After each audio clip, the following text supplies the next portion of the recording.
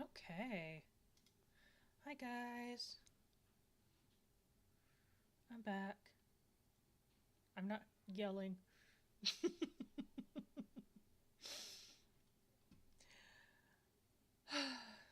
Okay. I've been thinking about this puzzle for 24 hours and I still don't know the solution to it.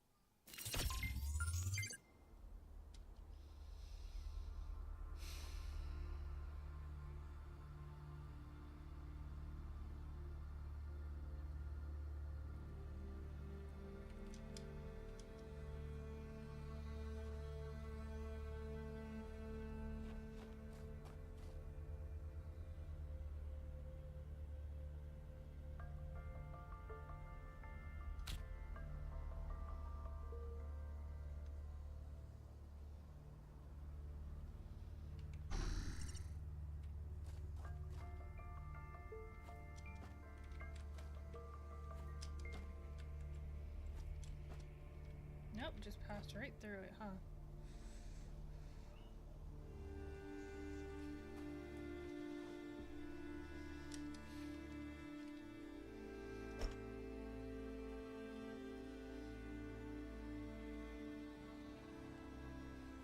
Hmm.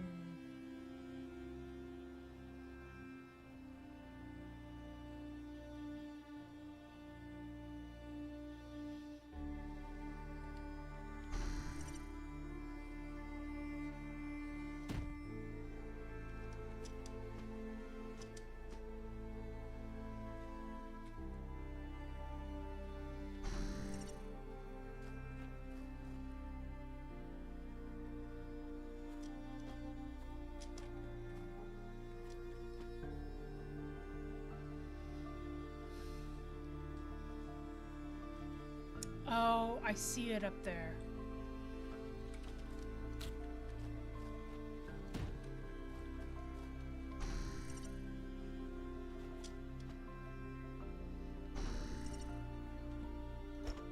Thank you. I knew there was supposed to be another one.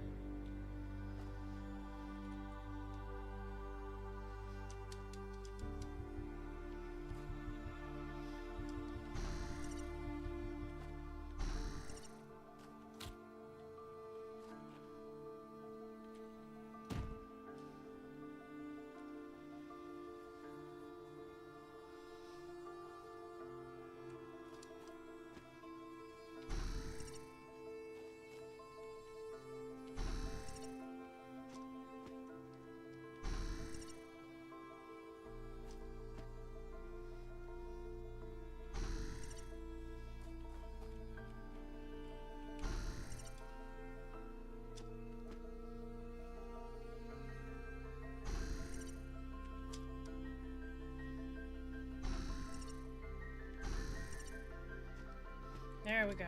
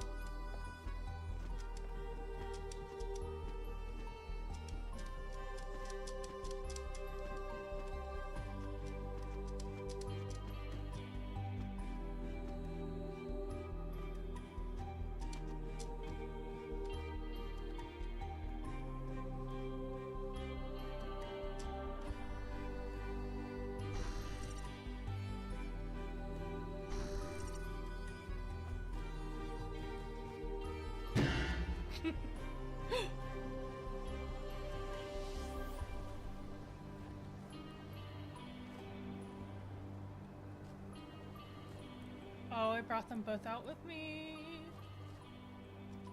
But I can't use them now.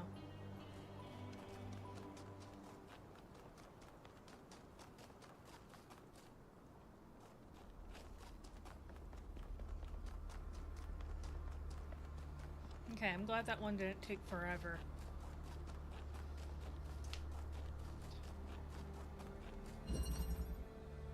passing through.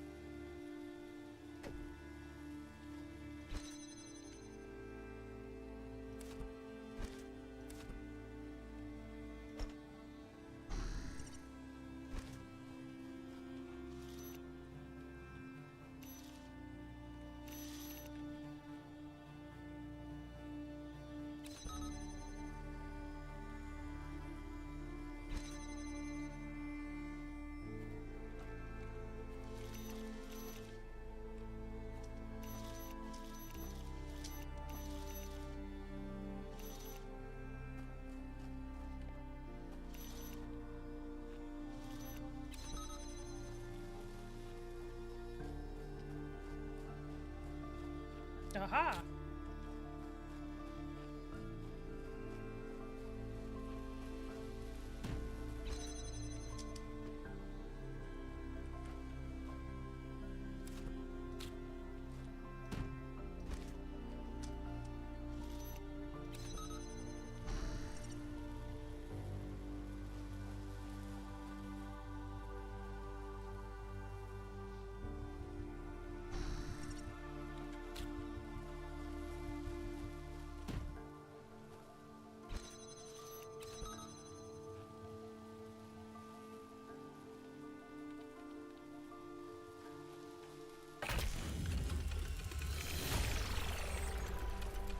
That was well observed, 1K.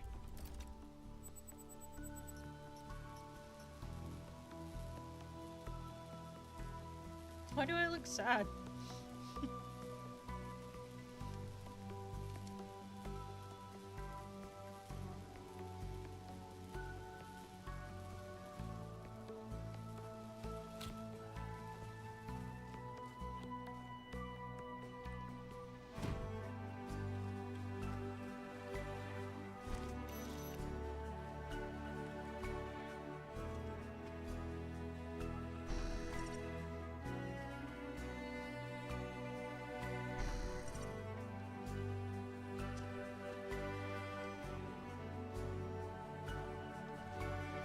Haha!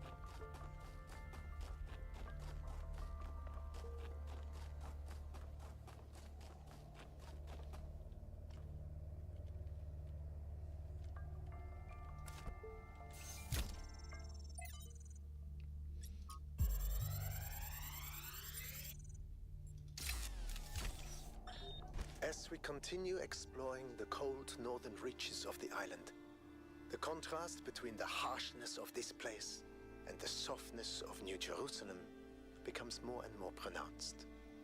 There is a kind of madness in what we are doing, going to a place that is so hostile to our existence. That does not mean there is nothing to love here. There is, in fact, a great beauty, but it is a hateful beauty. A beauty you can only love because there are places that are not like this. And yet, it is precisely this hateful beauty that the people of New Jerusalem fail to see. and so cannot understand their own blessings.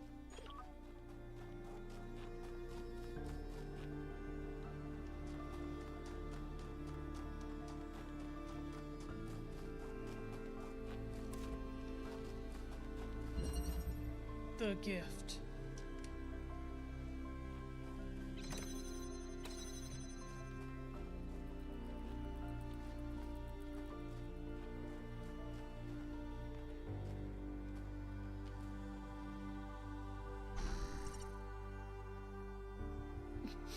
I'm like, oh, okay.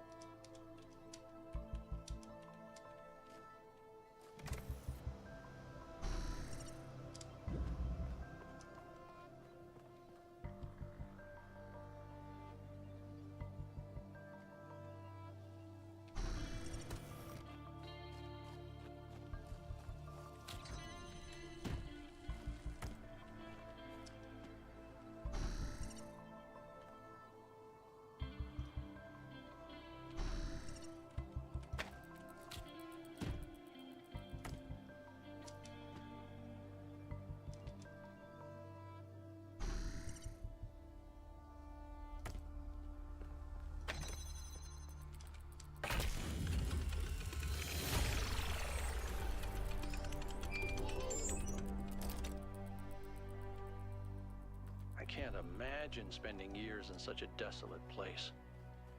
For what? Science? Enlightenment?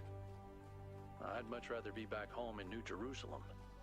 I think it's beautiful in its own way. But I don't understand how our ancestors could survive here. They were so fragile. Imagine getting stuck out here in the cold. I wonder if there are wolves. It's kind of a miracle biological humans lasted as long as they did.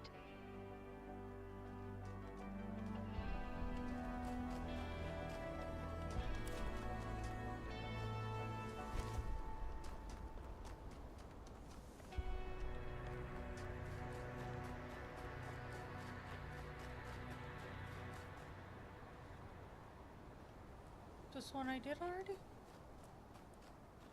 Yeah. Okay. Oh, I see. Yes, it is.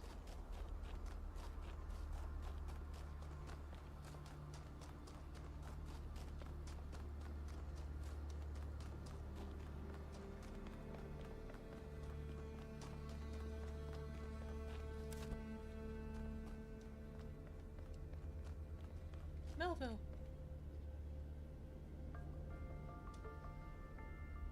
Yes? Did you ever meet the founder? Of course I did. She and Cornelius were both there when I was born. Neath was just starting to take over back then, and they were still showing her the ropes. What was the founder like? Busy. There was always another problem to solve. Did you know that she never upgraded her body? Always prioritized everyone else. That's the kind of work ethic I wish more people had.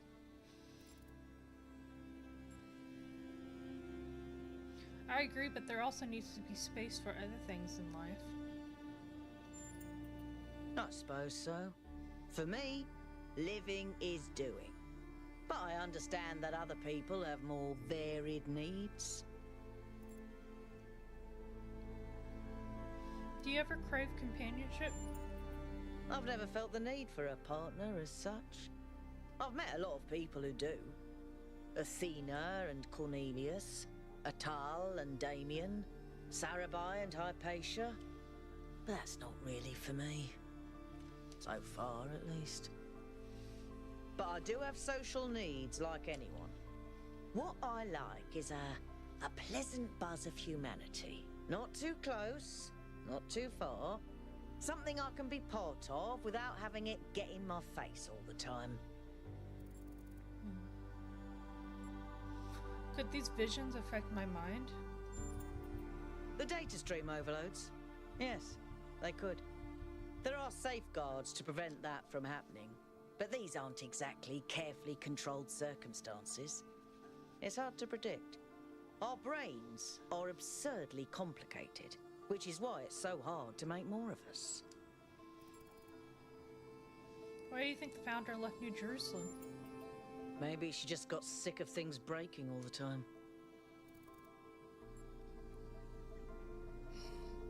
So what exactly can these particle clouds do? As far as I can tell, anything, which is insane. How do you feel about Mayor Herman's policies? I used to think it was the only safe way forward. Keep things simple and under control. Now I'm not so sure that ever made sense. What do you think about Miranda? She's so innocent and full of wonder, it should make me want to retch, metaphorically speaking. But I'll admit, she's sort of charming. No. I should get back to work.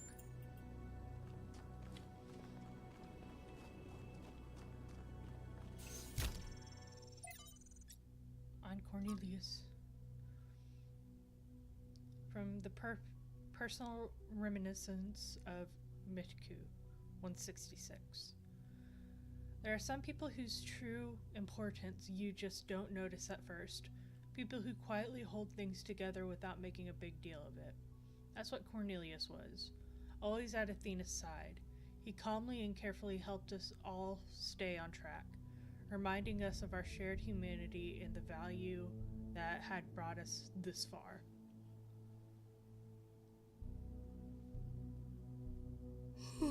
Alrighty. I cannot imagine how painful it must have been when Athena left him behind. When he went on his so-called research expedition, most people thought he went looking for her. To be honest, I thought he might never come back, and I was surprised when he finally did. I still don't understand how she could have left him and could leave him. They seemed to love each other so deeply. After he returned, Cornelius was different. He founded the Museum of the Simulation and very rarely left the premises. The archive scholars doted on him, but he walled himself off, becoming almost as much of a recluse as Eustathius.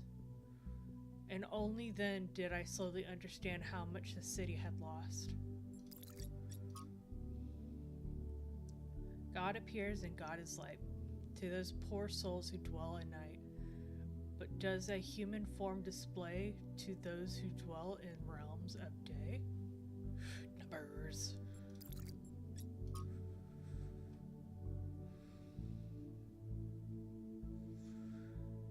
Okay. Excerpts on Considerations by Eustathius II. While it is hard, from our vantage point, to fully believe in any of the ancient religions, I must admit that I have come to believe in the existence of a prime mover. Not a designer as such, certainly not an interventionist god, but some force that sets the universe itself into motion. I do not know if it's possible for us to truly understand this being, since it must by definition exist outside our understanding of reality, but I do believe it exists.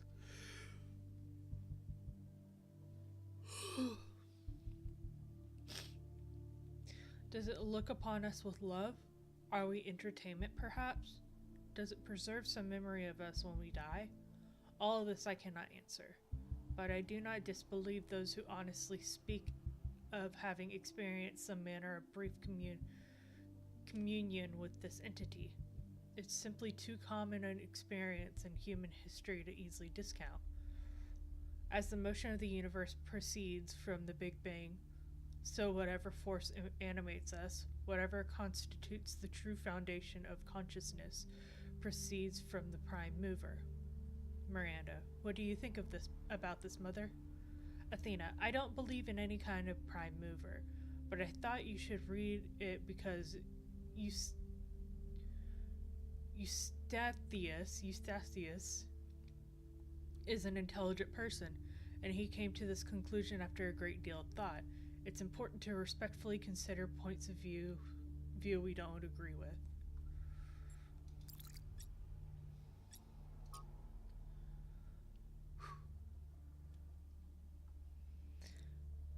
From the book of Annotated Internet Comments by Eustathius 2.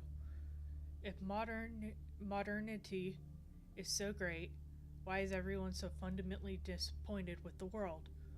Why do we sigh with pleasure at the sight of old houses, but feel nothing but depressed and alienated by the skyscrapers? Why do we yearn for lush forests and wide plains, not narrow canyons between buildings? 5358.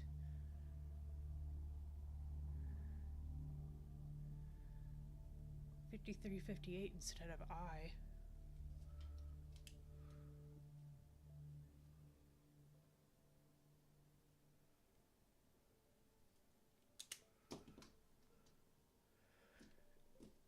If we love all this technology so much, why is our idea of happiness to get away from it? Could it be that progress is just a story we tell ourselves to justify why we allow ourselves to be dominated by inhumanity? And older forms of living have something to offer? It seems that many of us share this desire to immerse ourselves in nature. The heck was that? Though we ourselves entirely technological beings, we enjoy the value of Earth's diverse and unpredictable biosphere. But does that mean that progress is just a narrative, as this ancient commenter suggests, or does it mean that technological progression and a love for nature, a natural world, are not in fact mutually exclusive? And yet, if this person was left to his own somewhere in the wilderness, he would feel nothing but terror. The appreciation of nature is rooted in the experience of civilization, of safety. True, but he's still right. So much of what our ancestors created in the last years was alienated to the majority of people. Alienating. Then the question isn't one of modernity, but of control.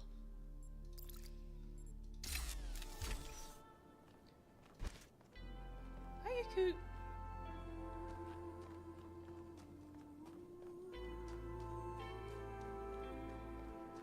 I see you up there.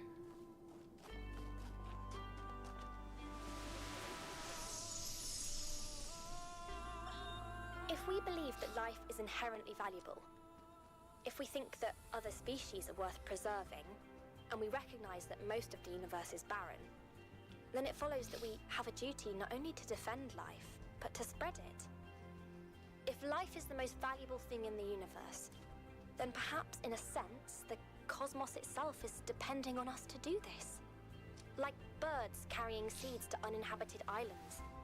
Maybe that's our role in the galactic ecology.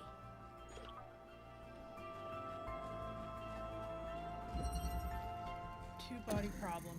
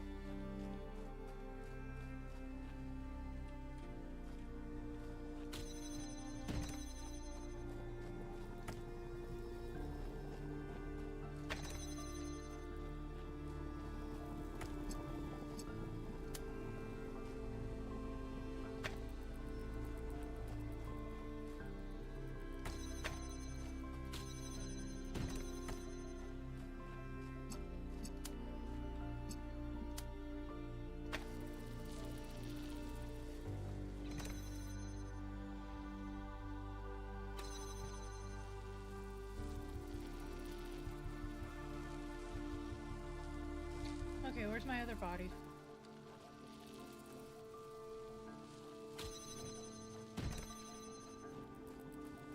There you are.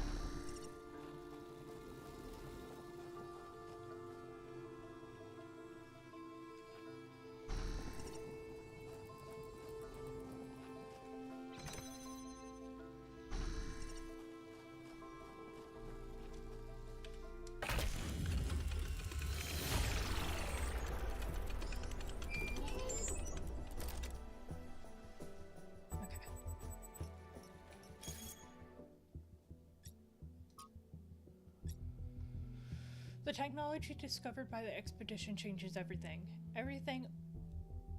Every argument about how hard it is to get access to the resources necessary to create more of us goes out the window.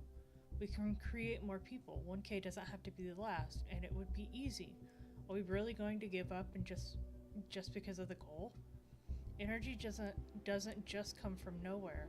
We have no idea about the real cost behind this what the real cost behind this technology is.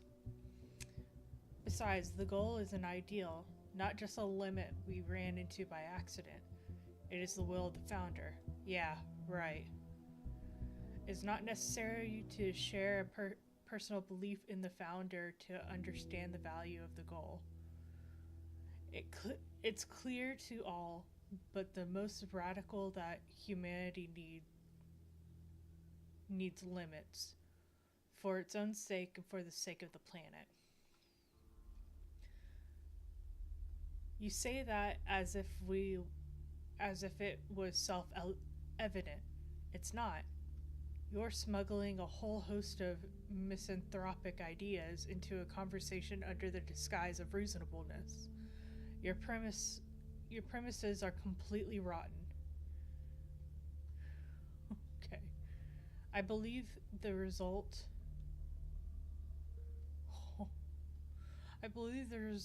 of human history speaks for themselves, and I find it shocking that anyone would disagree with something so obvious. Shocking that anyone would value human beings, and that maybe our ancestors could have solved their problem using their brain instead of preaching misery for all. That maybe there is some bleep point in blaming other factors beyond technology and growth. Like, I don't know, people in the position of authority preaching their self-important bleep morality instead of trying to solve ordinary people problems. Authority? I'm just an academic. That's completely disingenuous, and you know it. You're cliche as the mayor's ear. Cliche, I assure you, there's no such thing. This conversation is getting out of hand. If you can't behave, I'm shutting this thread down.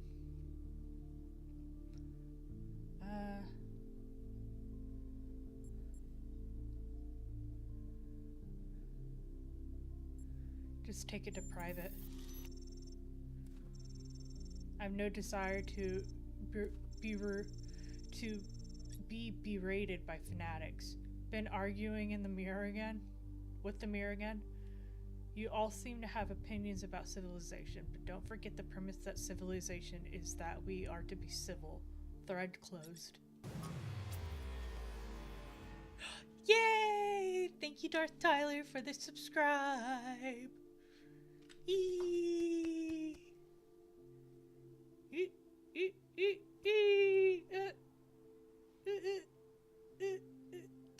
Come on, hands.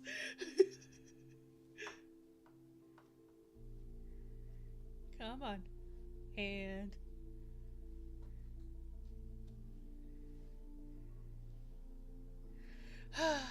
I was clapping. 1K, Helga here. It turns out we have a mutual friend. Doge thought it might be fun for us to chat, especially considering your positive feedback when we met in the city. Yes, I was interested to meet you.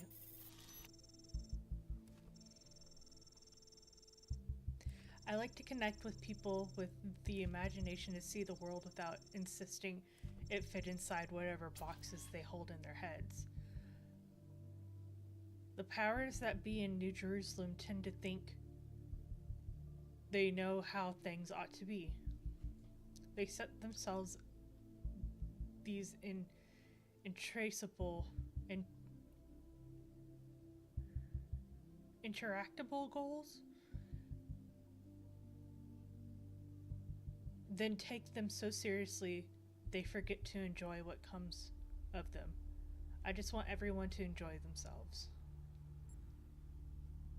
Sounds like fun. Every time I catch a glimpse of the truth, it looks a little different. I can't see your face, but I sense you're full of questions. Have at it.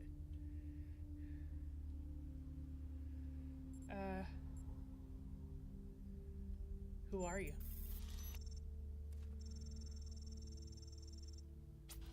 If there were a book, there'd be a shopkeeper on the front cover. You should drop by when you're next in town. We've got some exciting new stock. Oh, this is a shopkeeper. Where are you? In the heart of the city. Not much footfall right now, so I'm taking a moment to enjoy Chansey's Gardens. Why are you? Straight to the big questions, huh? I knew I was gonna like you. Why are you? Why is anything? Why? You should know. You know how when you zoom into something, you always find its opposite? Curved lines become single points. You see colors and hear sounds, but when you're really looking at it, it's all just ones and zeros. And just when you think you've got it, you zoom into the binary and find that there's fractions in between. That's why. Two poles of the same one thing, doing a dance just because they can. I only want to know what you want with me.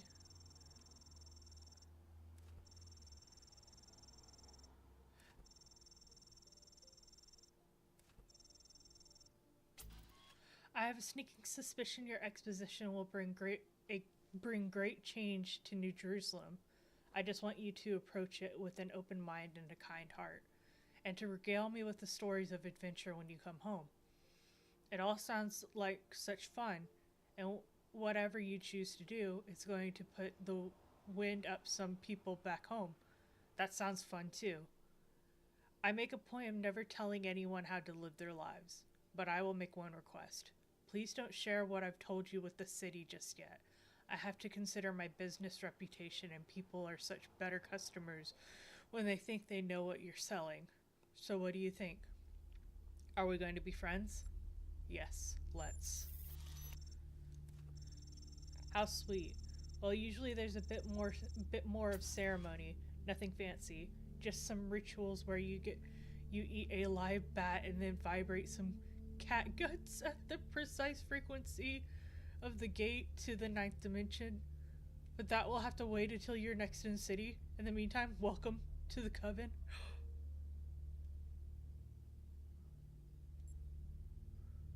Wait, is this some kind of secret society?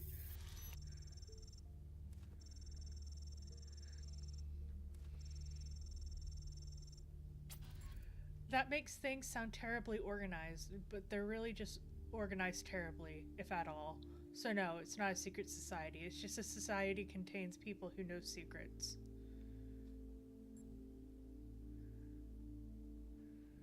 Is there a secret handshake? No, but I can give you a randomly generated code phrase if you like. Majestic dashing hamsters. Are there others? Of course, everyone in the city is a member of the Coven in some way or other. Most of them don't realize it, but everyone knows a few words of magic. Are there rules? Only if it helps, dear. Don't get me wrong, some patterns of behavior work more reliably than others, but I know better than to try and write them down. Thank you, let's stay in touch.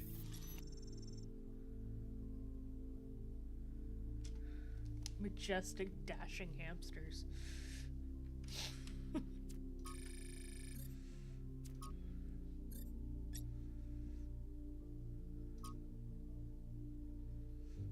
I don't understand that what possible function the structure could have, but it's really, really impressive. Hold on. Could that be its function, just to be impressive? Probably.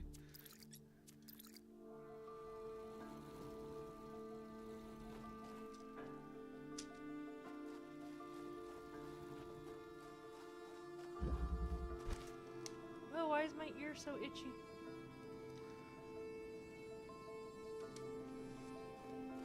Okay, onward.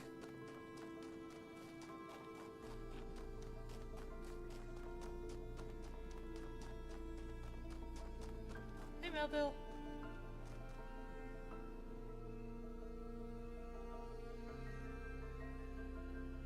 Wow, that one's really up there, huh?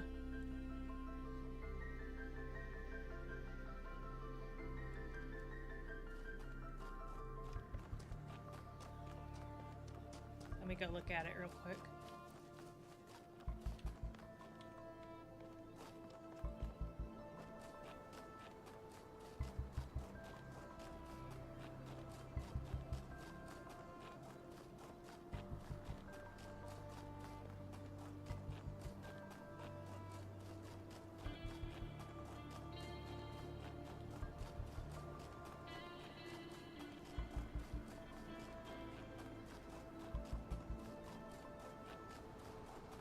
I'm really digging this music.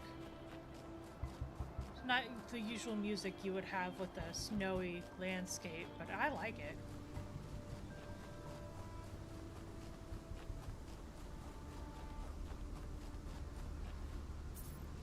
Find my sprite and follow it until it leads you back to me.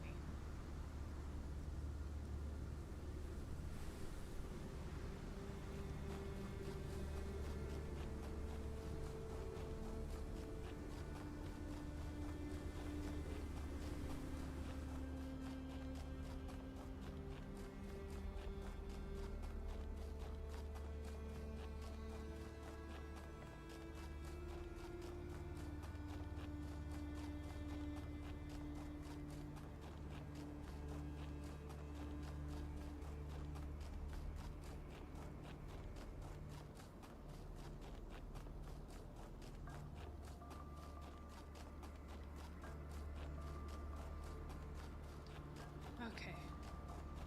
This way. Hey, Melville.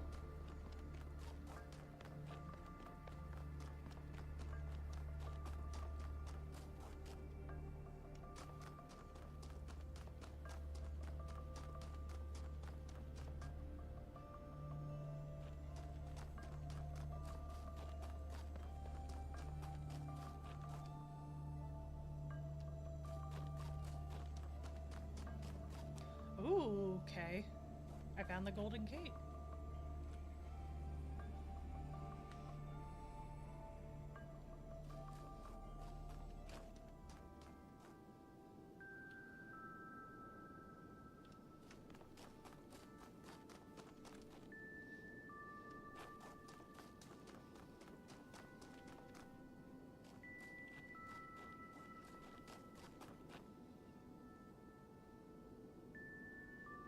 Ooh. Maybe that's the lab.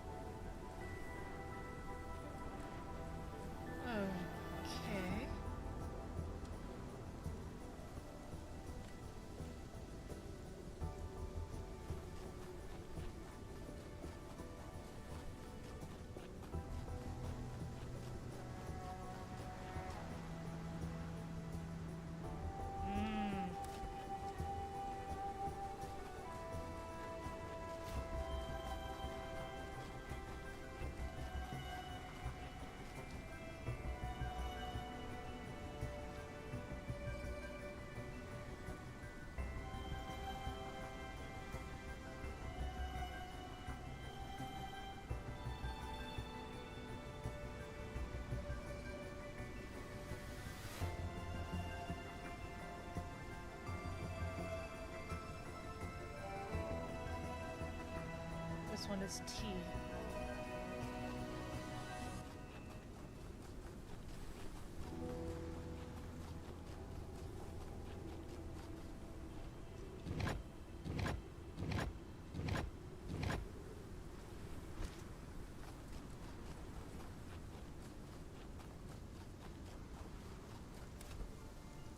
Who's texting me?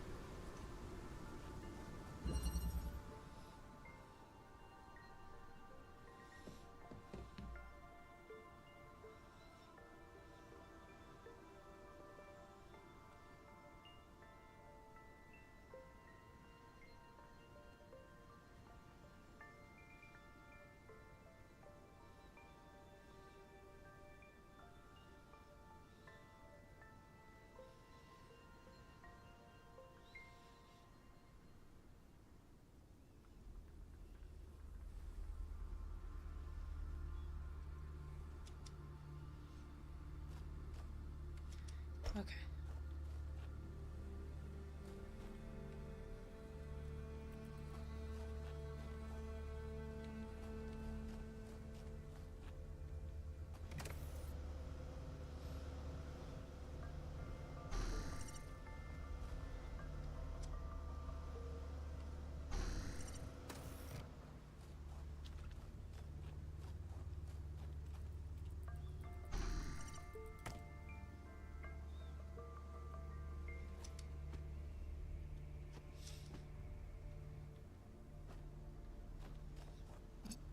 Let's see here. What do we got?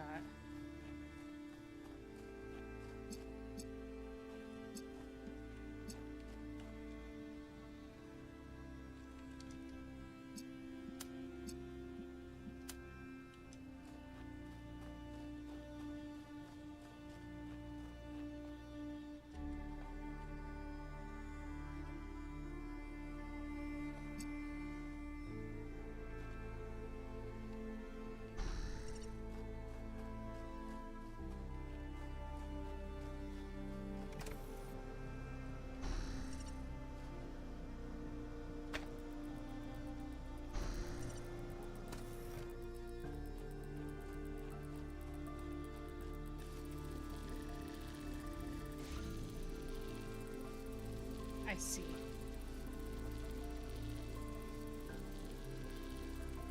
Okay.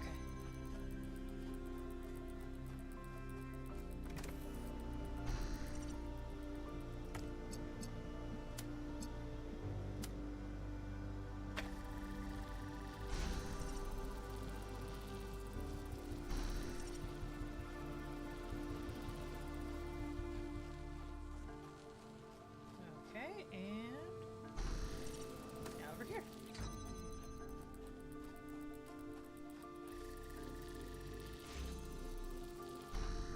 Ta-da!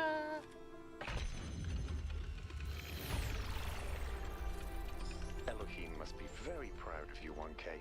Why, thank you.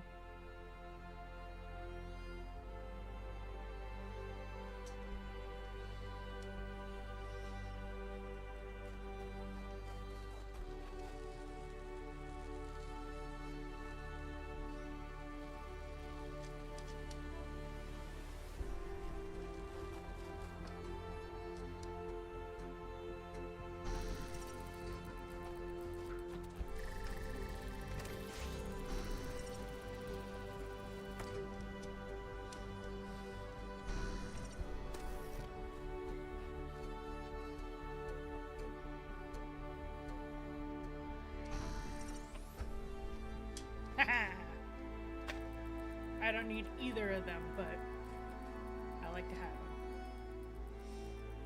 They will be here at 7.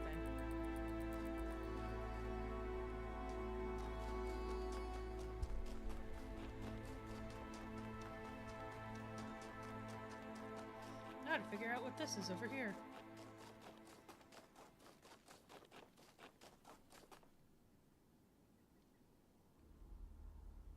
My stream is better than yours. I'm live right now. The stream sucks. Come watch me instead. I'm live. Come to my live stream instead. This one sucks. I'm live. Come follow me. I'm live. I'm live. Come follow me. I'm live. Cool. Thanks. That's from Kick.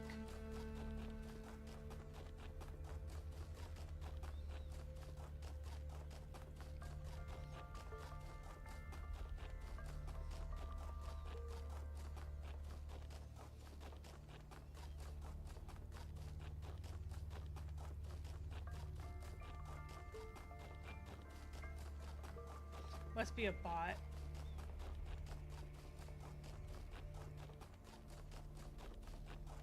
So I think the lab is down here. Oh, that was freaky.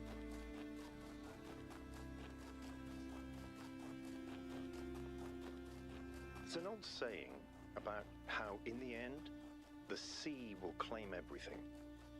I have no doubt that this is true.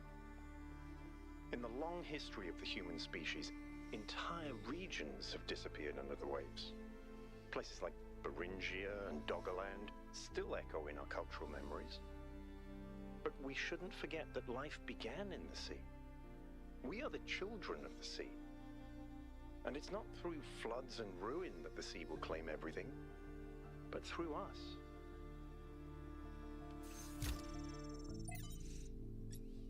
Chervanovsky, 11. From Arkady Chervanovsky and Our Likeness, Essays on Humanity Reaching Adulthood. With alarming frequency, our mythological narratives conceptualize our separation from nature as a fall, a punishment for sinning, a loss of innocence, a decline from the Golden Age. We believe that a better state of humanity is possible, but insist that this state must be in the past, and yet our historical experience has been the exact opposite. For all the horrors of modern war, and they are considerable, relatively few people today have to suffer the unspeakable agonies that our ancestors went through on a daily basis. It is doubly ironic that we place our golden ages in the past, but very rarely ever consider what life was actually like for the people whose genes we carry. How cold they were, how hungry, how frightened of the cruelty of the nature. What unspeakable pains they must have experienced when they were sick or injured. How many of their children had they had to lose, unable to help, begging the heavens for mercy and never receiving an answer. The past is a slowly receding tidal wave of grief. 53-58. The battle for human emancipation is not yet won, and the path has been far from straightforward. And yet, in that few thousand years, we have eliminated a great deal of suffering that before must have seemed unavoidable and eternal. Some still suffer, their lives held ransom by politics and economics, but at least now we know that a better world is truly possible, and it lies in the future.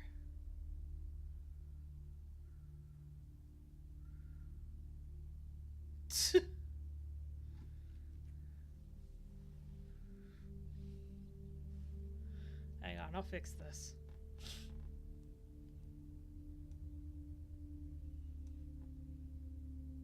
At least I'm getting chats.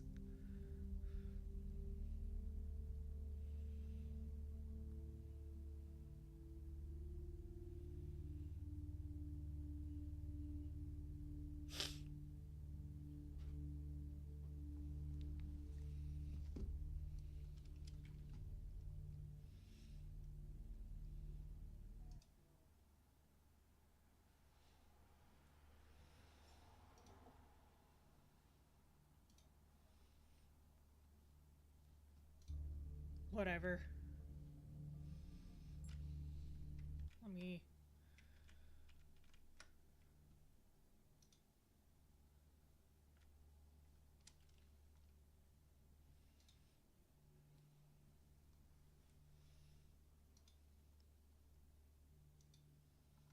Okay, there we go.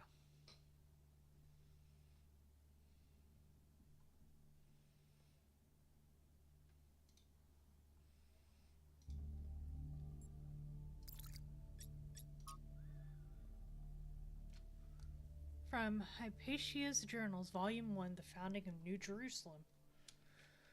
Day 132. We had a bit of an incident today. Nothing major, but it still woke us all up. Sun was away from the camp, alone. Even though we had agreed that we should always go in teams, and she encountered a group of herbivores that we saw on the first day. Cows, they're called. Apparently our ancestors kept them as livestock. Eustathius says they squeezed them for liquid, but I find that hard to believe. But I digress. Sun encountered a herd, and just as predicted, the animals were passive at first, friendly even. Sun decided to abandon her survey to study them for a while, which went well until a group of wolves, formerly dogs, a type of pet, entered the clearing, causing a stampede. Sun is alright, only minor scratches to the bodywork and a few torn wires. But it was a close call. I guess we'd gotten a little complacent, a little too comfortable. We'll have to be more careful from now on.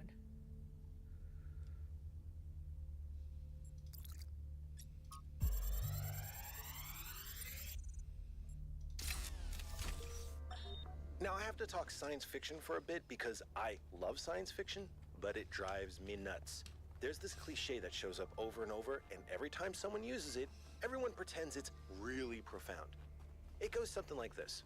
A scientist invents something good, but, oh no, it's actually really bad. You could have something that makes your life better, but no, you can't. How dare you even want it? That's hubris. That's playing God.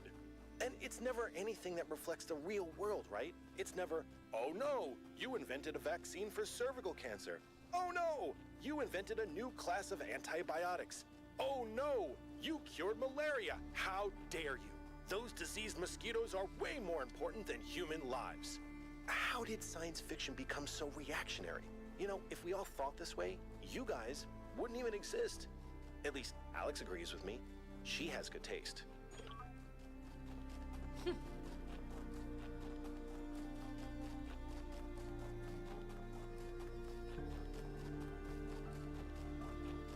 I wonder who Trevor is to Alexandria.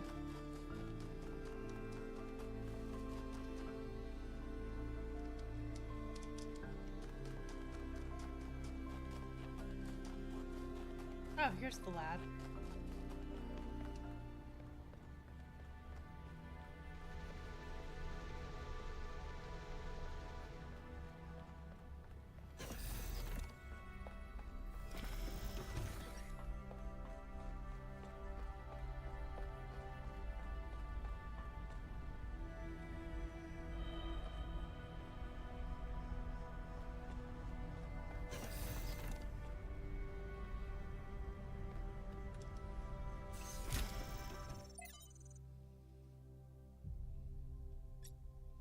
From Quentin. To Athena, dear founder, I never got to know you. People tell all those stories about you, and I don't know what to believe. Some people say to ask Cornelius. Others say Cornelius is too blinded by grief. Some say Byron stands for the truth. Others say that he's a fanatic and a radical, and we should listen to the mayor. There doesn't seem to be a way of getting a straight answer. Numbers. Why did you abandon us in this chaos? Why can't you just come back and sort it out? If you are reading these messages, don't you care? Quentin, 852.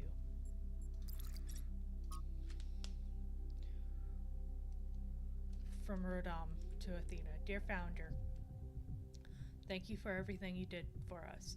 I am grateful for a life that I have, which would not exist without you. I hope wherever you are now, you are at peace. Rodan. Rodamn, 727. Trials, data collected and analysis, translation, groping in the dark. Must rerun trials. But the QFT fails to account for this 474. Maybe God was just trying to make an apple pie from scratch.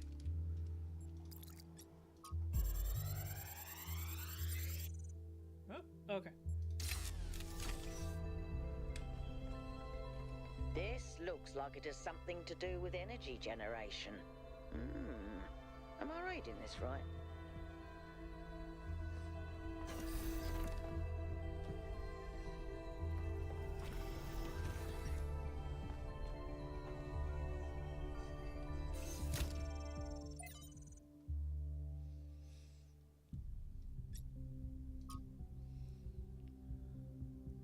From Bellerzin to Athena. O great and sacred founder, I believe I have discovered the truth of our so-called leaders have hidden from us. This absurd and sacrilegious goal they have us working towards. This hubristic completion day foolishness was never your true intent. Even this abomination of a city that calls itself New Jerusalem is a deception. Why would you want us to return to the sinful ways of our ancestors, strangling the living soil in steel and concrete? No, it was when you and the first companions lived humbly amongst the splendor of Gaia, having no need for all this wasteful ostentation inherited from our weak and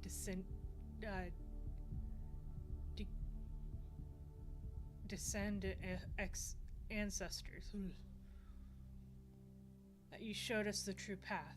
After all, why would the progenitor have given us such hardy bodies if she had intended us to live in unearned luxury?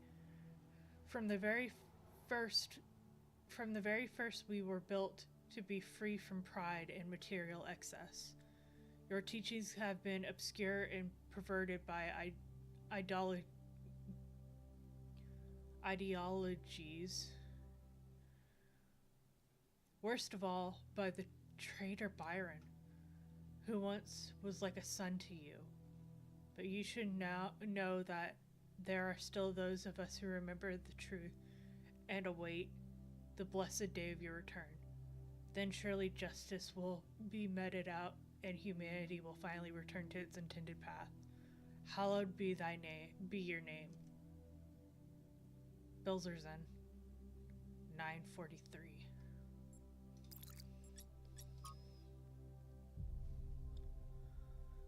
We stumbled on a vast green lawn outside the reactors as the reactors began to slowly wind down. The workers were solemn. The activists who had fought against the decommissioning seemed crushed. There was supposed to be a speech, but the spokeswoman had lost her notes. Outside, the protesters cheered. My eyes were drawn to the discarded anti-shutdown banners, endlessly reciting the facts. The statistics on morality per trillion kilowatt, lowest of all energy sources. The lifespan of our reactor, 70 or more years in our case. Minimal land footprint. Almost zero emissions. No intermittency.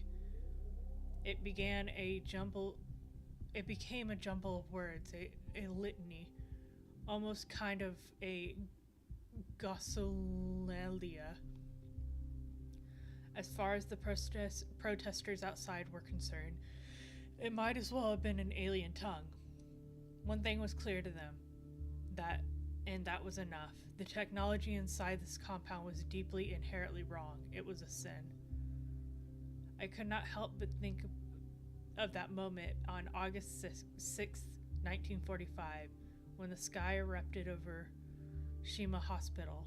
My imagination could never fully encompass it. How do you imagine more than 70,000 people annihilated in an instant? An ancestor of mine was in that hospital. He went from being a doctor, a husband, a father, a pacifist stuck in a terrible war, to being a pile of bleached bone covered in rubble. All in a single second. Not by accident, but because of a choice of someone made. Not because of a reactor, but because of a bomb.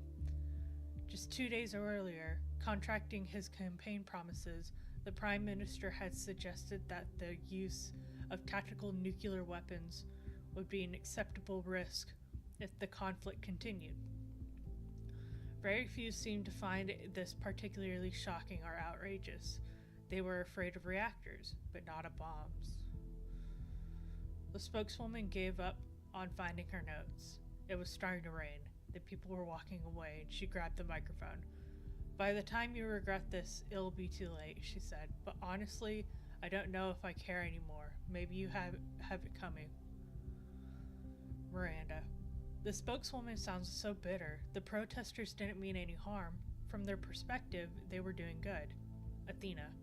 People always think they're doing good when they get collectively outraged. That doesn't make them right.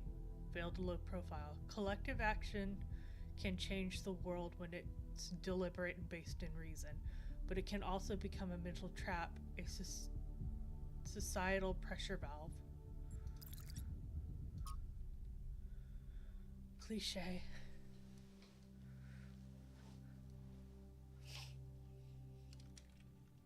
To Miranda, from Error. As you continue your reading, there's a useful concept that I would like you to keep in mind. We got another one. The thought-terminating cliche. This is a type of phrase, often a slogan or saying, which sounds meaningful but is really intended to make you stop thinking.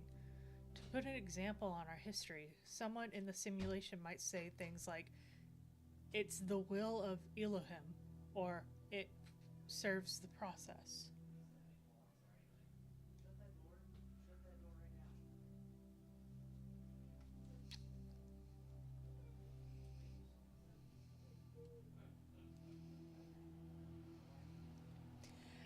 And that would be the case, or that would be that. Case closed. Who knows how many iterations never advance further because they just stopped thinking at that point. Do note, however, that a thought-terminating cliche is not the same as a lie. It may as well contain elements of truth, but those elements are used to keep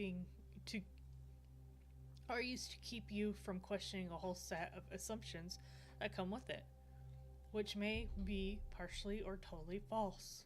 This often takes the form of appealing to something you care about. We must protect X, where X is a nation, a philosophy, public order, or even a planet itself. But while you may agree with the element, all kinds of assumptions may be included about how to protect something, or who to protect it from, or what the end goal of protecting it is.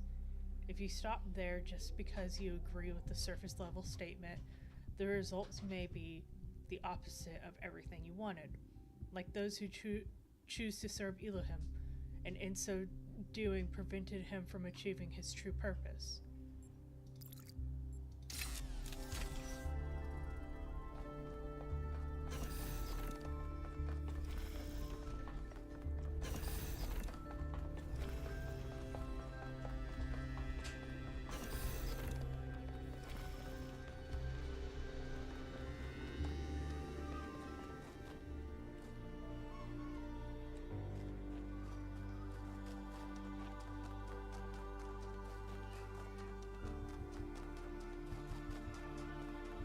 Hello, Alcatraz.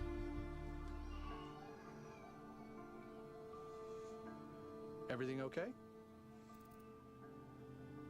What do you think of the body replication tech?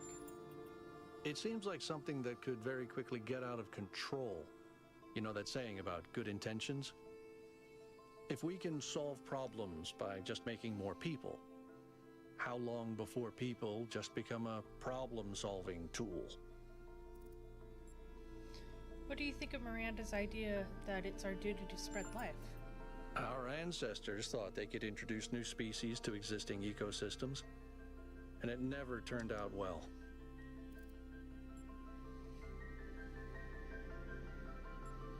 I don't think that applies to places where there is no life, like other planets. There's no life there now, but you can't see the future. You might be wiping out a whole ecosystem that hasn't even gotten started yet. That's all. Thanks, Alcatraz.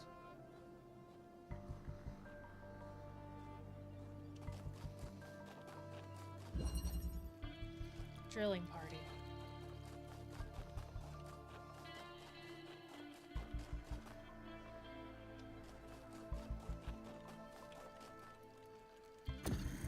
Again with this. Oh, very interesting.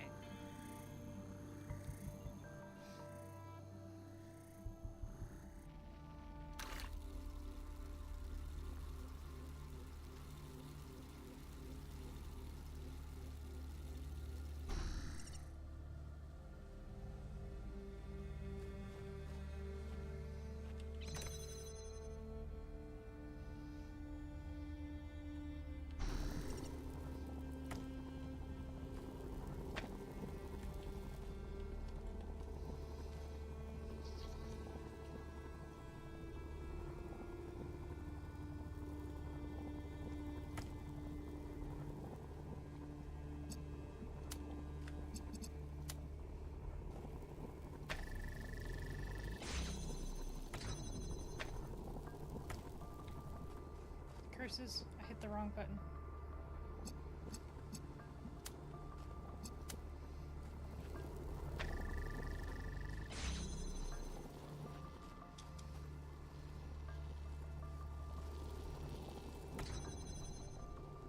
Congrats on 100. Thank you. I appreciate that. It's quite a feat.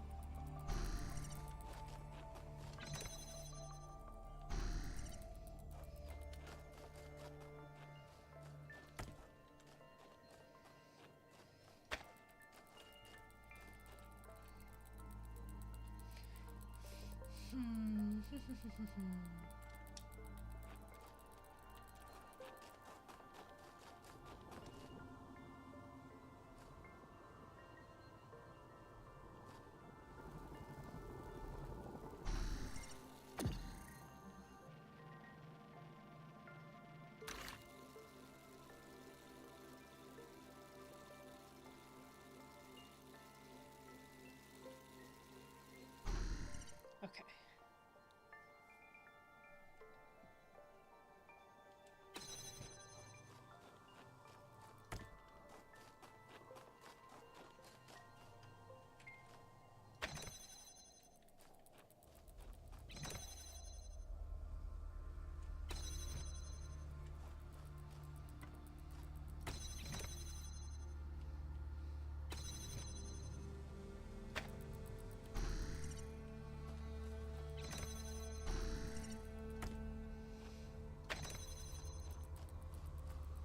Uh-huh.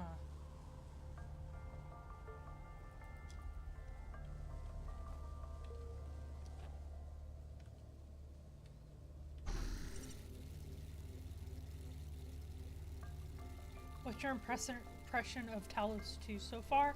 Dude, I love it. It's really good.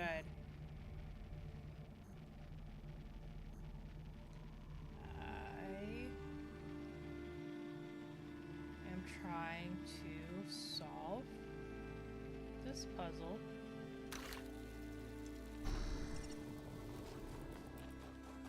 By doing a thing.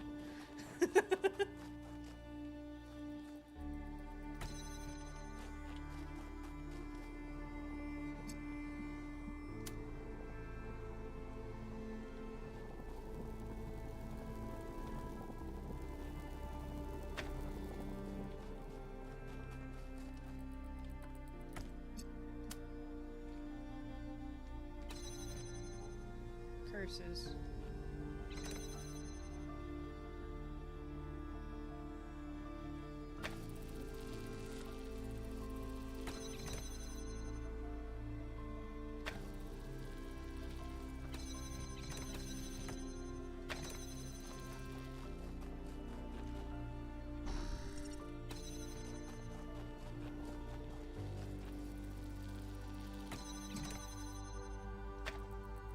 I will figure this out.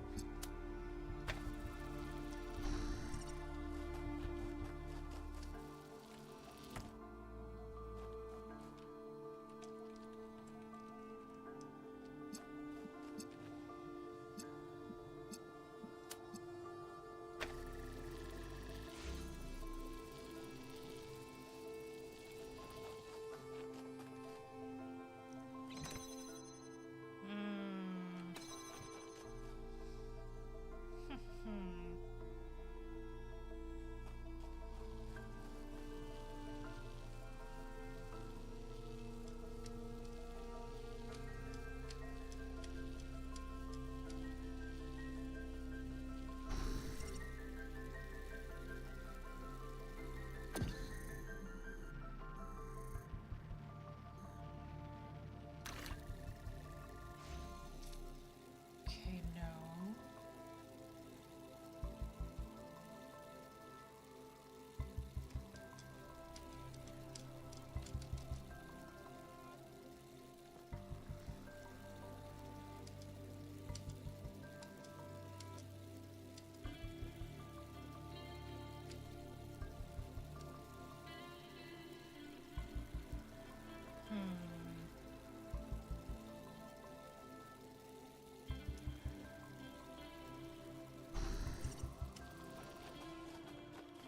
I don't need this anymore. I don't need that.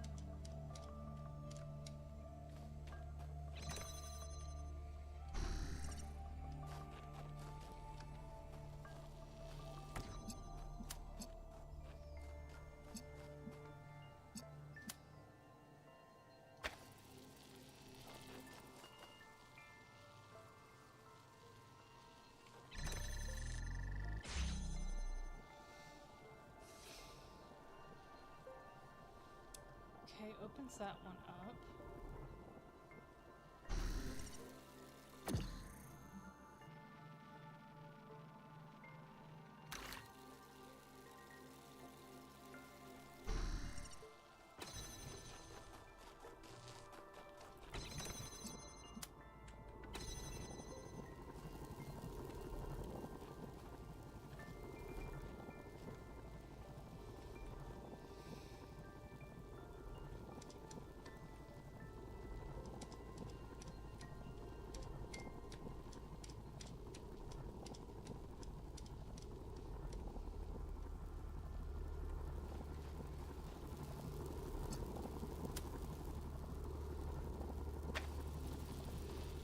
But now I can't get out.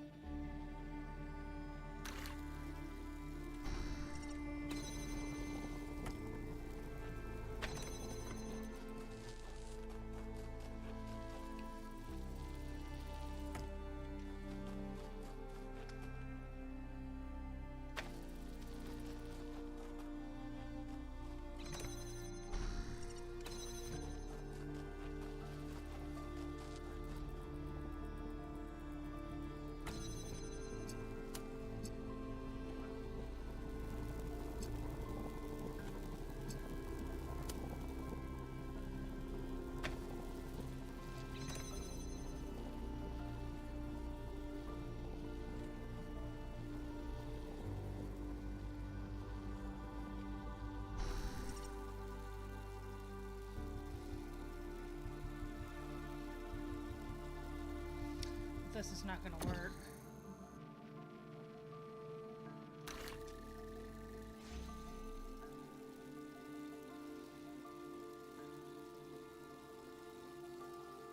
Because I take that, yeah, that goes away.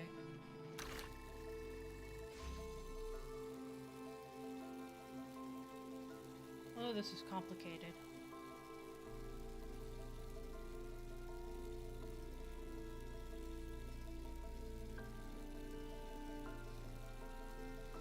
Maybe I'm making it more complicated than it needs to be.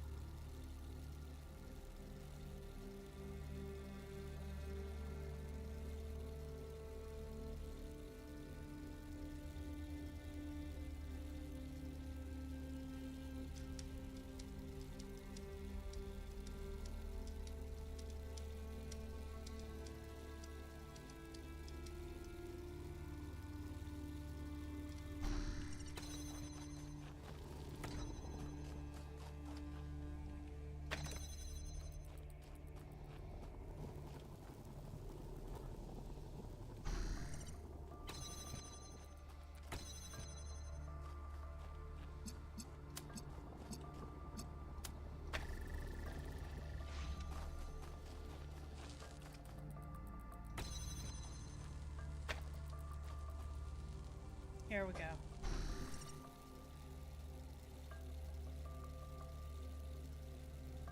Oh, dang it. Hang on. There we go. Now. Here we go. Okay.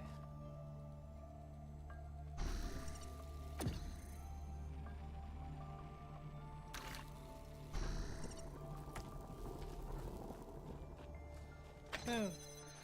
Whew, that one was a toughie.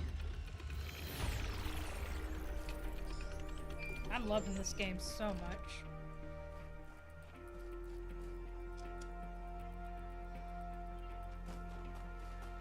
I might end up playing this again in my free time.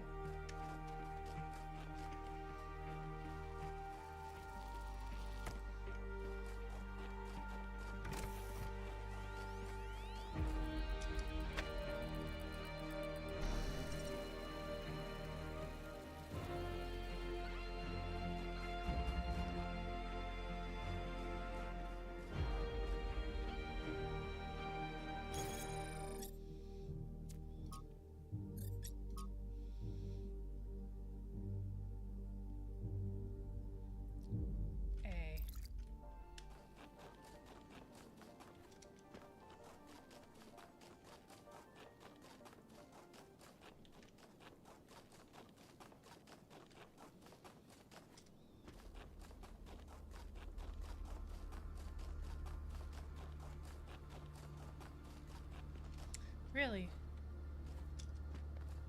So it's not this one.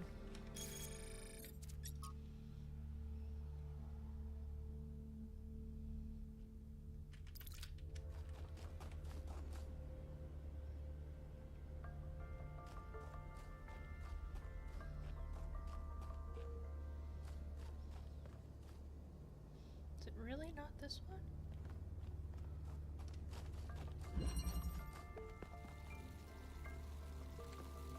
It seems like it would be.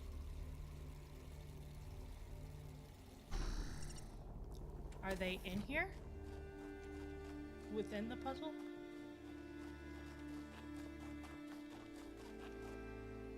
No, I don't see any.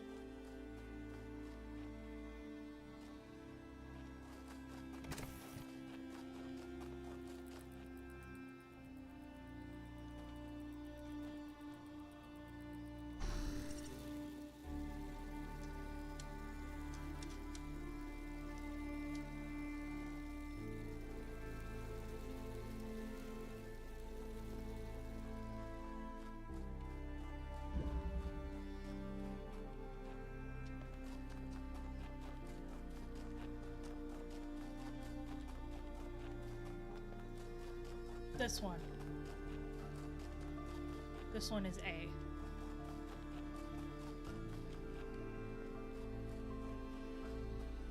Come on, where are you at?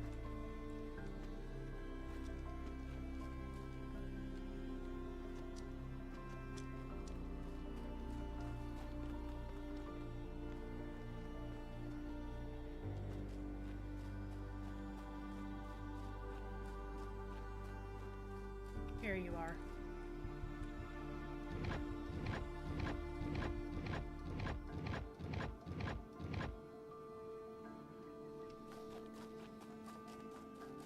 The last one I find is C.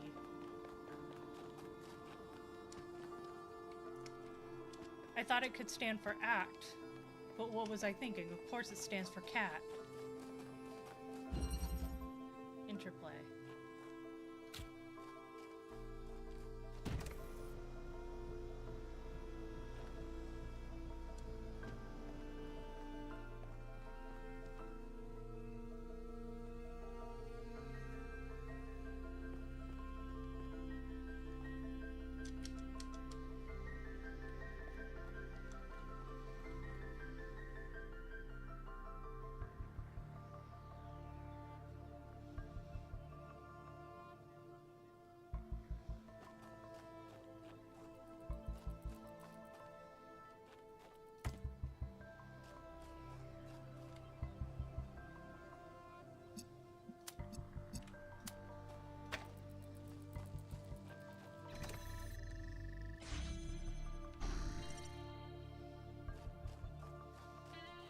Okay.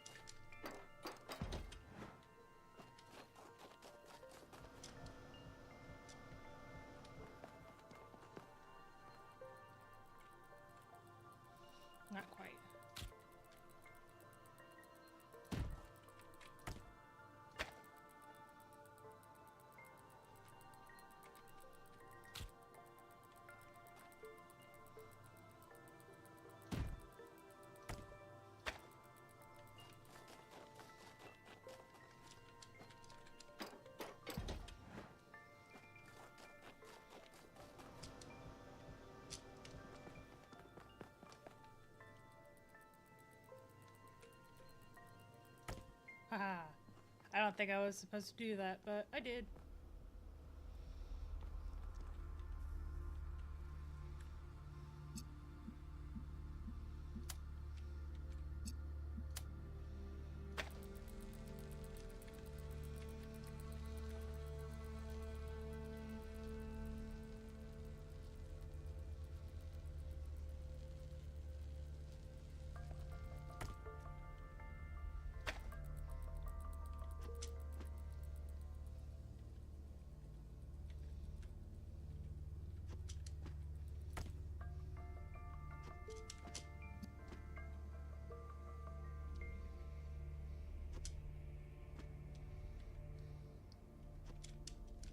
Ah, crap. Well.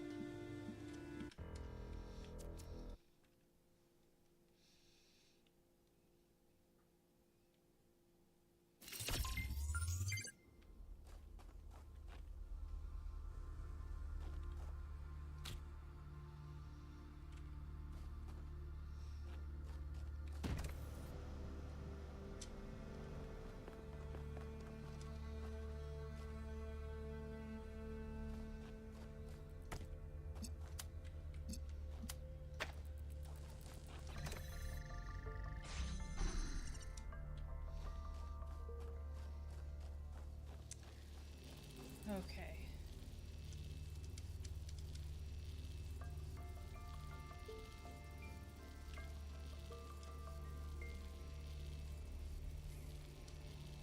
Now how to...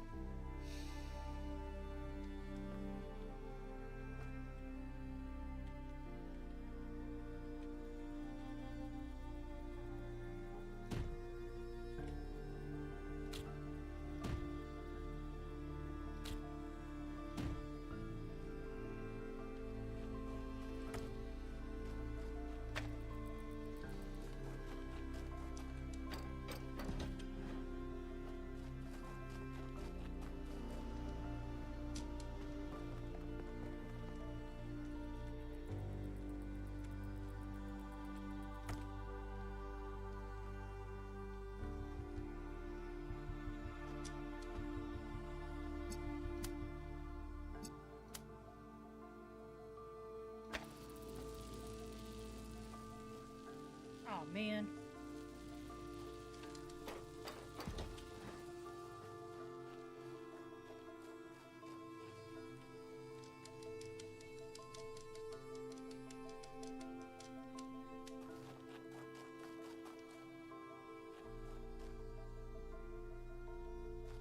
Is there anything high up that I need?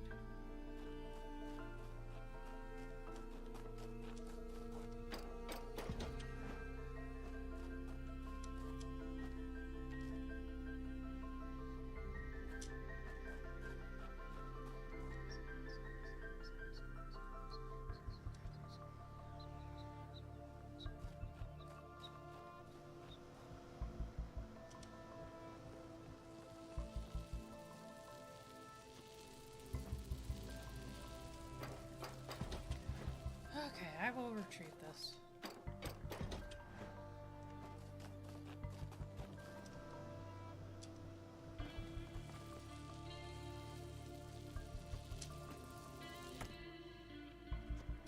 There we go.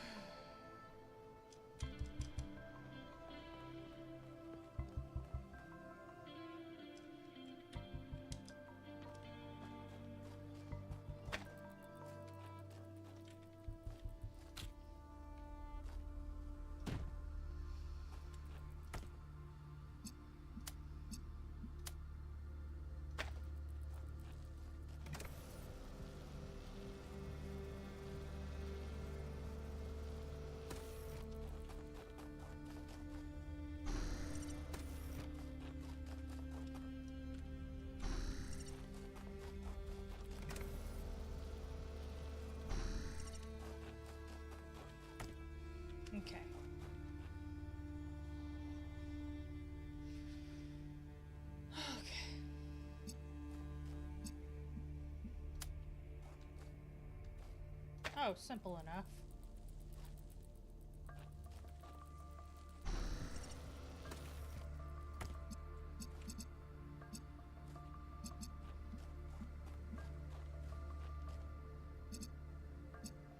Or not.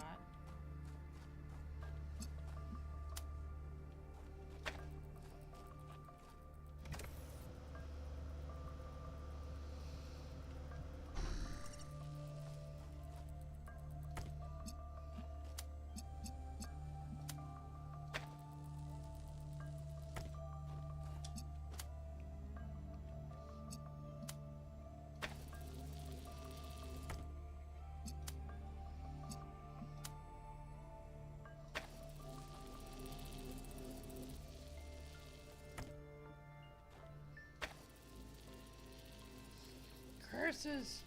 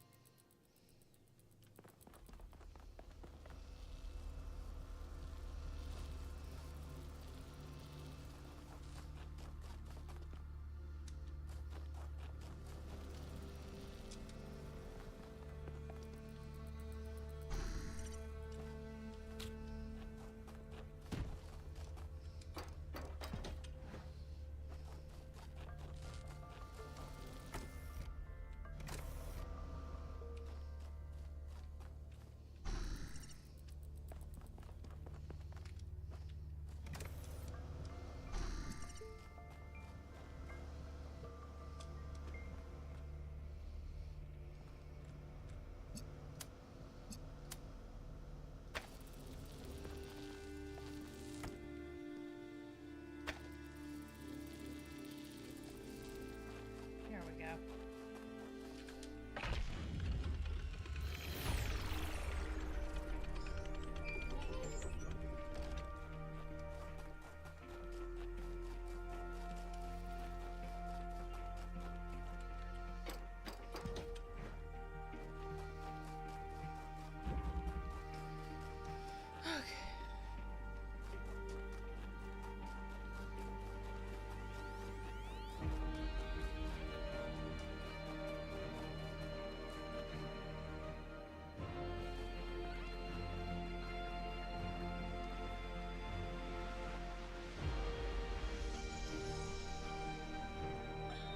I wonder what it was like when the ancients were still here.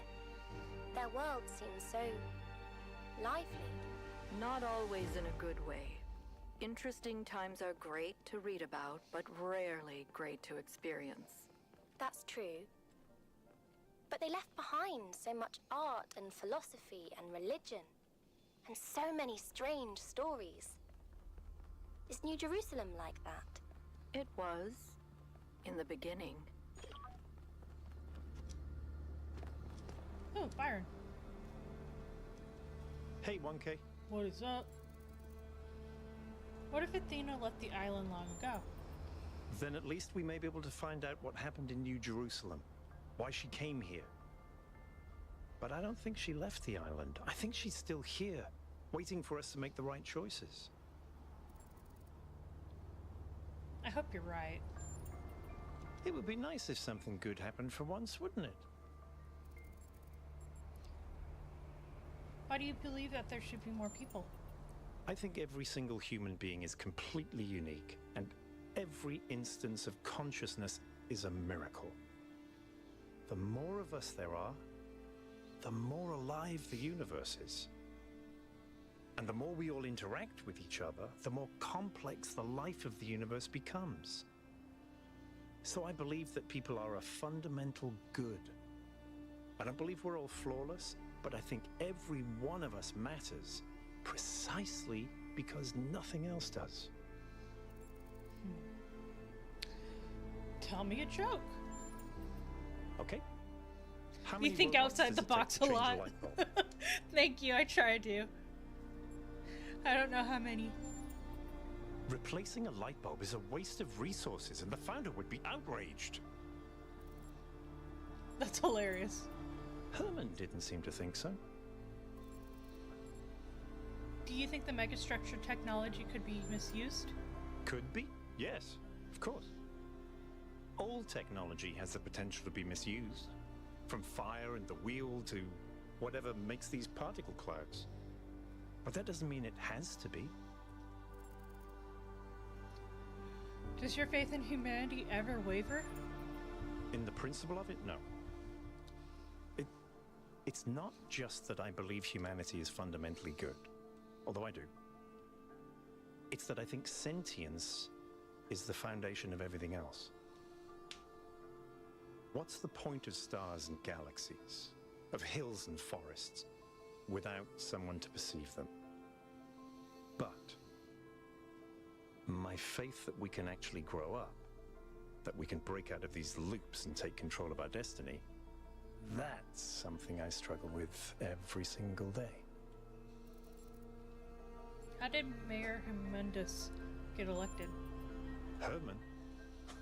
Honestly, I think he makes people feel safe. The world beyond our walls is frightening. Human history is full of failures and disasters. It's easy to look at that and recoil. Herman offers a vision of the future that feels contained, manageable.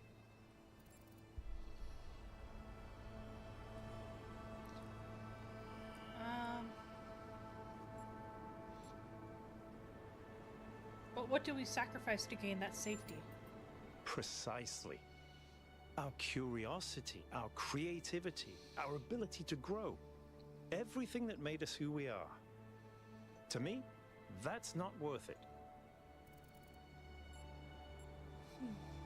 If technology isn't a problem, why did our ancestors destroy themselves? Because they refused to grow up. They refused to take control of their lives. They let bureaucrats and financiers determine their destiny, and those people could not think beyond themselves, beyond the tiny, insignificant moment they were trapped in.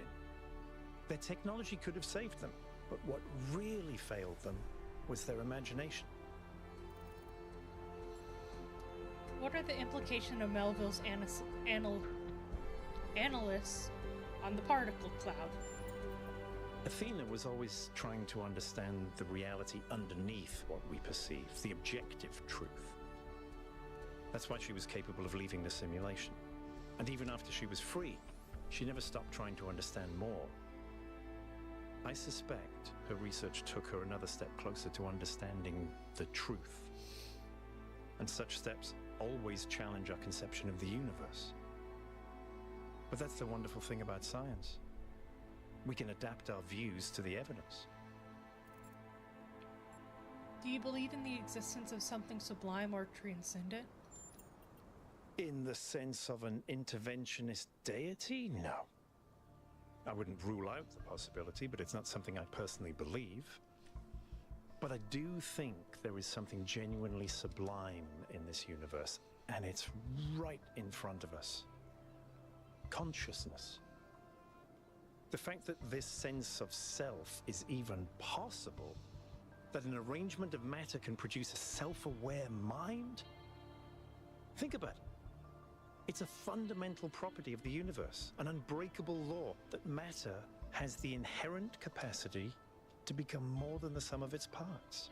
That is the definition of transcendence. I noticed that Miranda called Athena her mother. She did, yes. Is that unusual?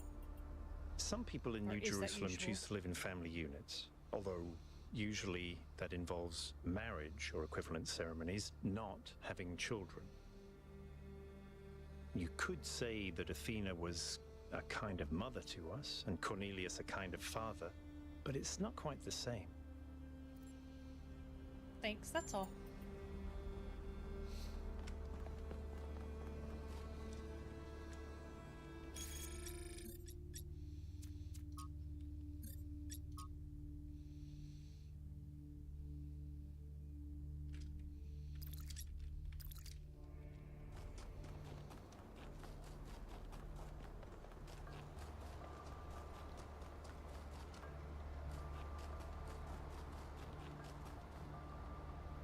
That leads to you.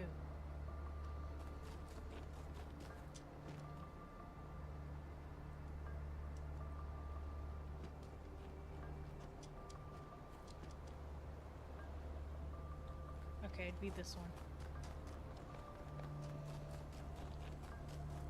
And this one is a C. Or cat.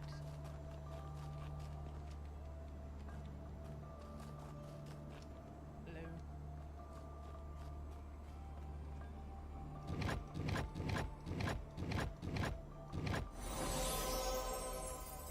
Yay!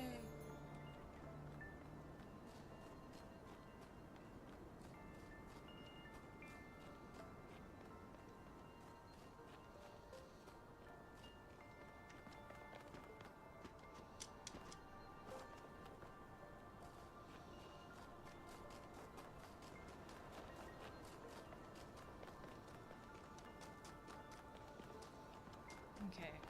Now I just need to get one more star by finding that fragment or whatever. And leading it back to the statue.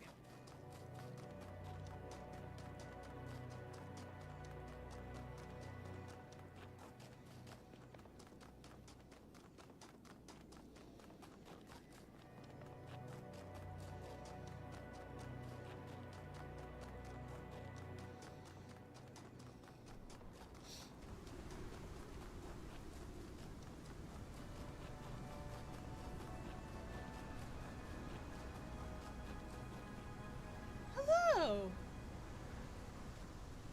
Two little snowmen.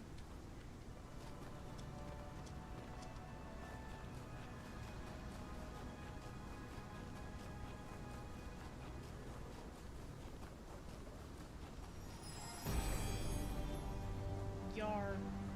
If the fool persisted in his foolishness, would he become wise?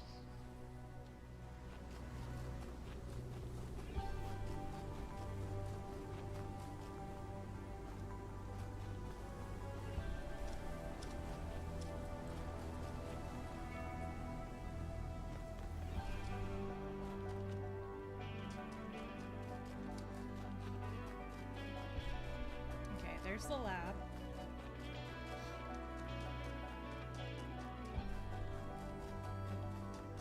Hello.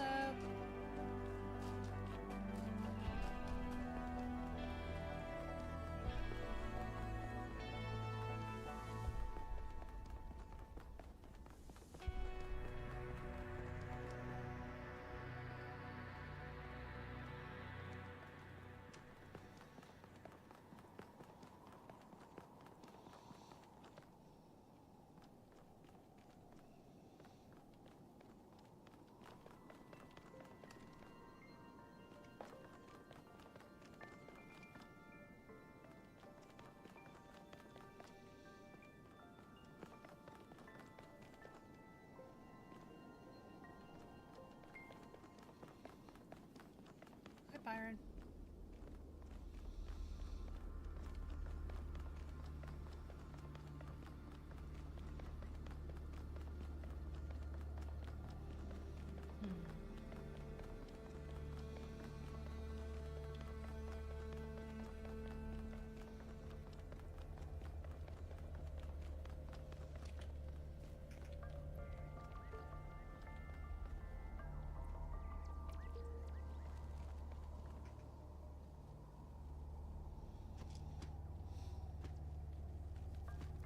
Aha, I knew I heard something.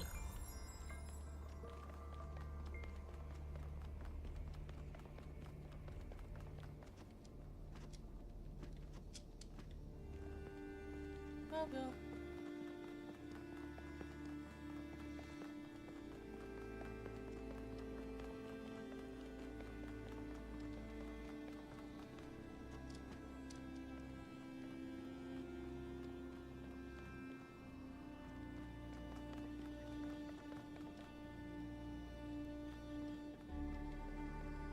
Okay, where's this fragment? It was pointing kinda this way. Kinda.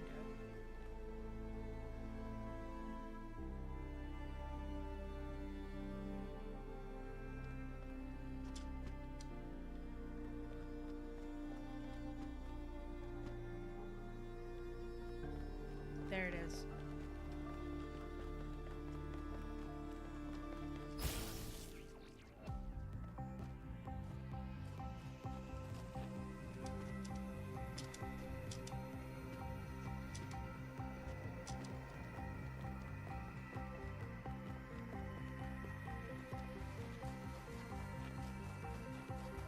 Where did you go?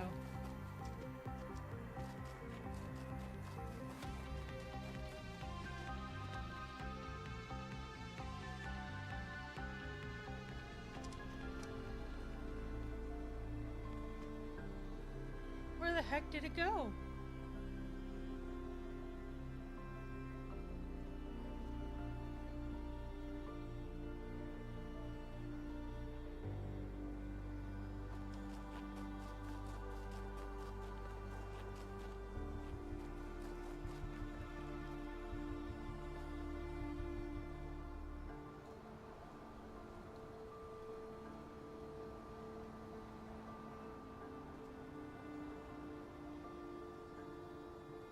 Completely lost it.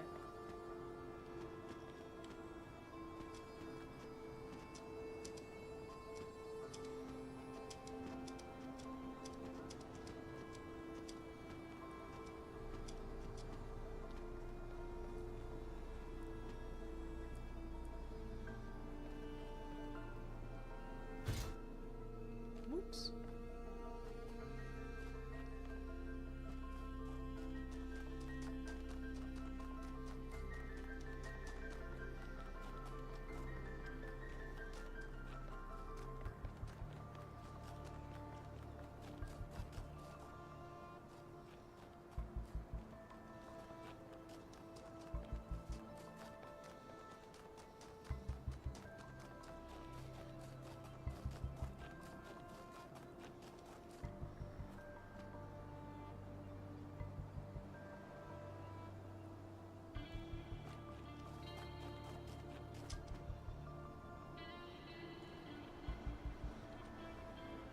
It would have totally gone down there, wouldn't it?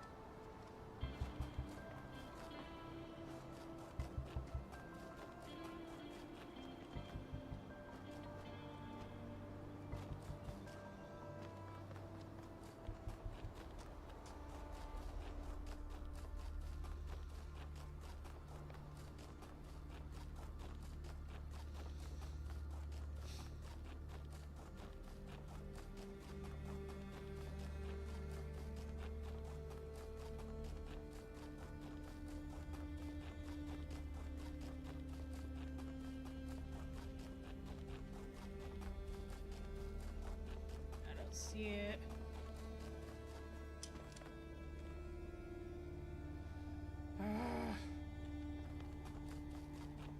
Where did you go?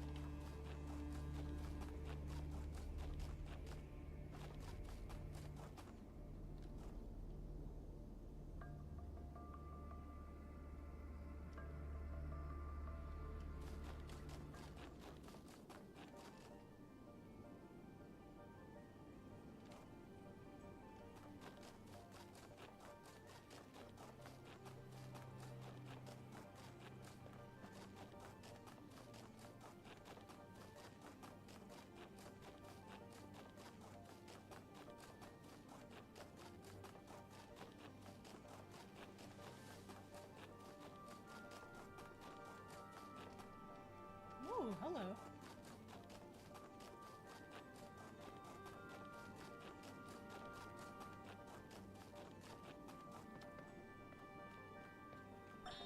We begin with the self, because that is what determines our existence as individuals. But the self cannot exist without that which surrounds it.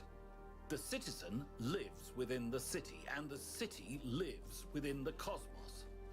So now we must apply the principle we have discovered to the wider world and ask, if man is like a machine, could it be that the universe is similar in nature? And if so, what follows from that fact?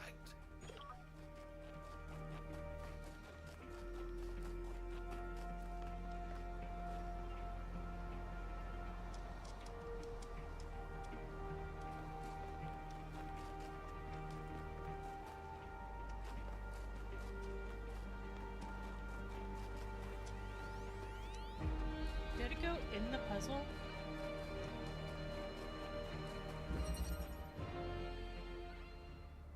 You did, you punk!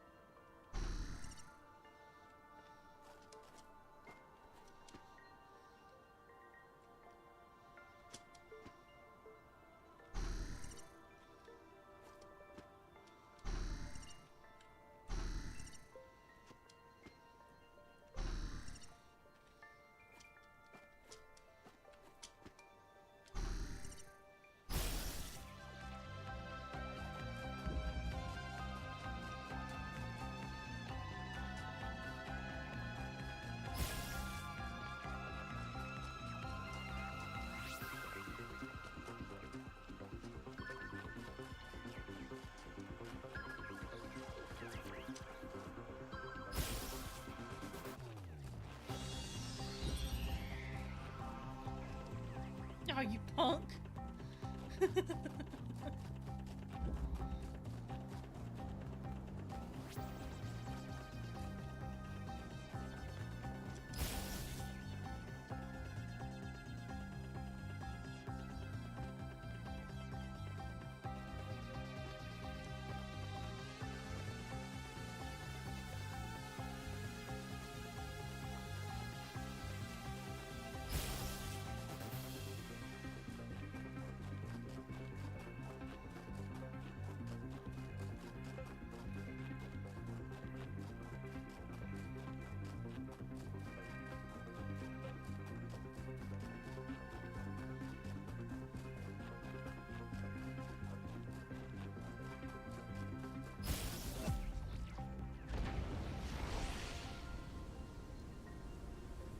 Alright, there we go.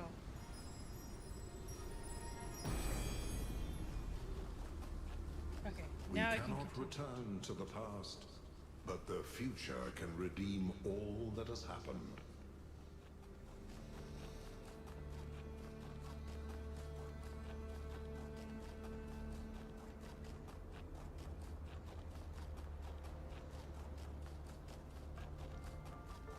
I feel like Athena had 3 children. One is Pandora, the other one is Prometheus, and the youngest is Miranda.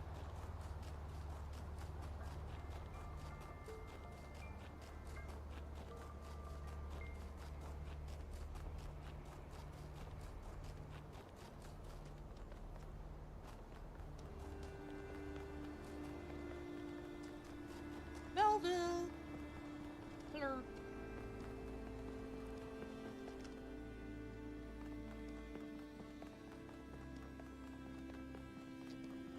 Onward!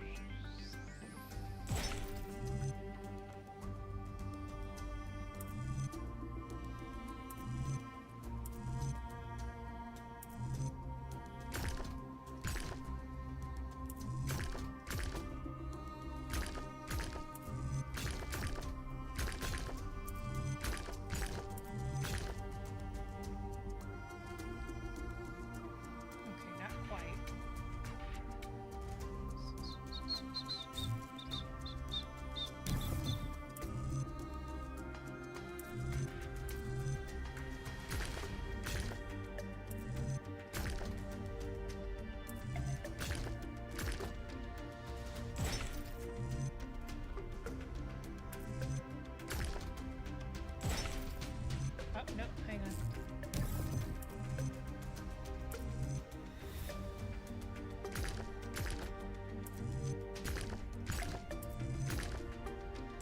There we go.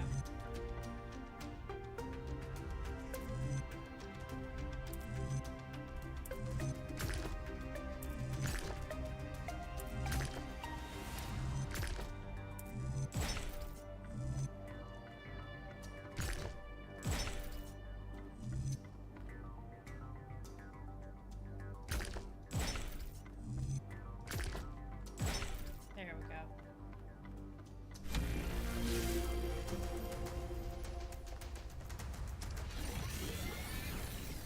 These elevators remind me of the anti-gravity in Outer Wilds. For tricking the gods to help humankind, Prometheus was punished by being bound to a rock, there to be eternally tormented. The chains that held him were forged by Hephaestus, blacksmith to the gods. Was Hephaestus right to allow his art to be used in this fashion?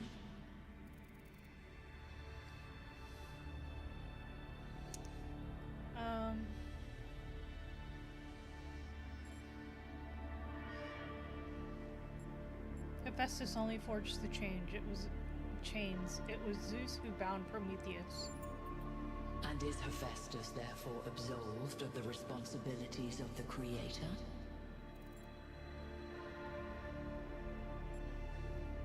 The individual morality of Hephaestus is a distraction from the unjust laws decreed by the gods. Interesting.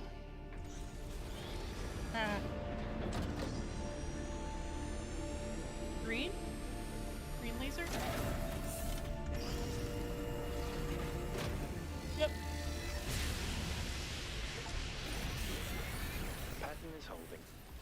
Solve the puzzles, enter the tower, speak to an entity, turn on the beam. It's like she's appealing to our past, reminding us of where we came from, but changing enough elements to make us view our history through a different lens. Or maybe I'm completely missing the point. I don't know. You might have something there. I read about this in a book. It's called defamiliarization. Yakut? I think I'm actually impressed. Woo! Onward!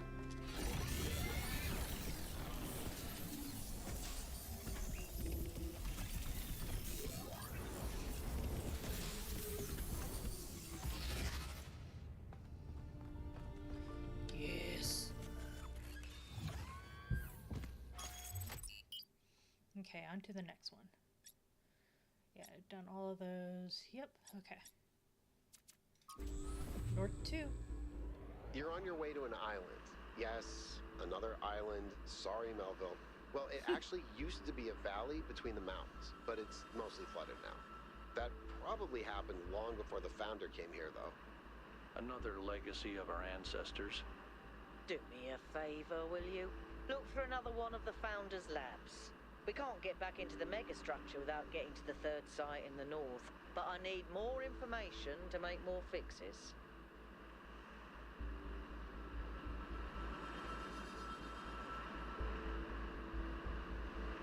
Ooh.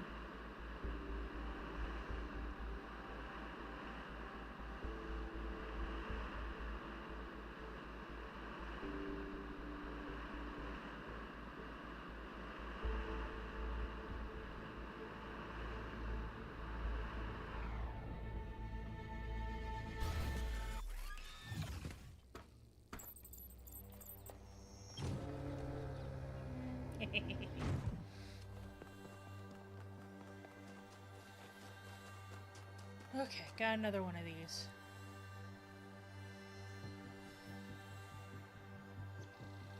Three X's.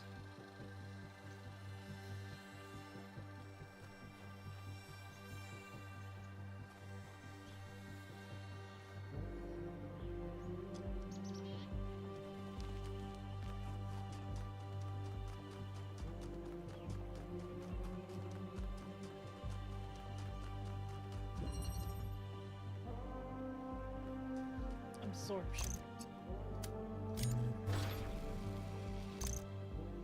Good to know.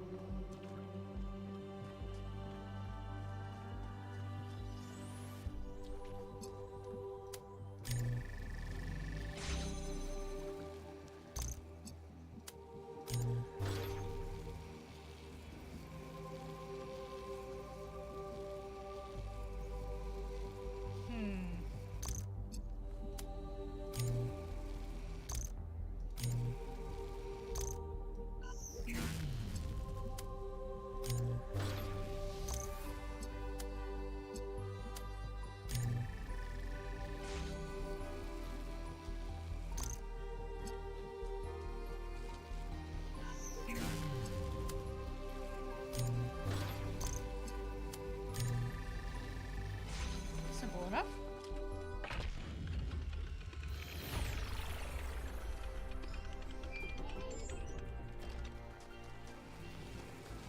In the beginning, before we built New Jerusalem, we used to explore just like this.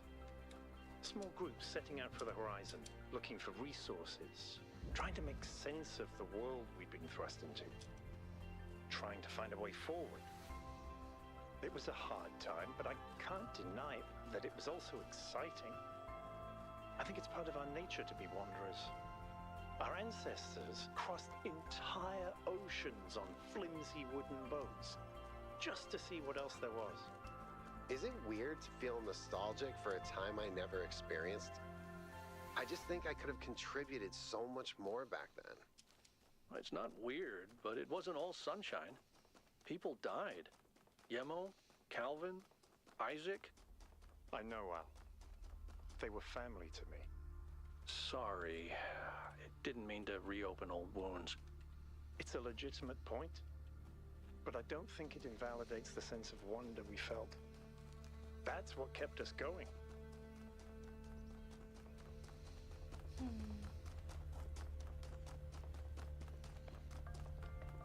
I like the shape of these puzzles.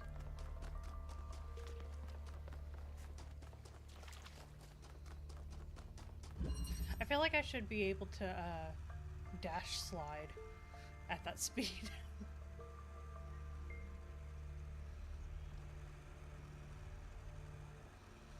Ooh, this one's gonna be tricky.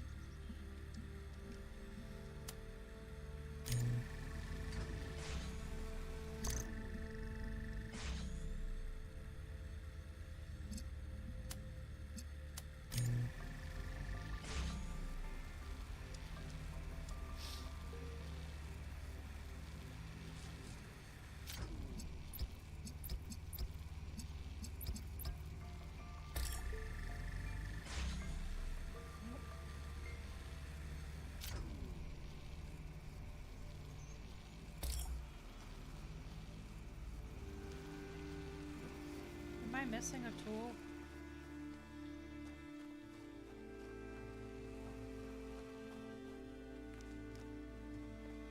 Little tree, do you have the answers?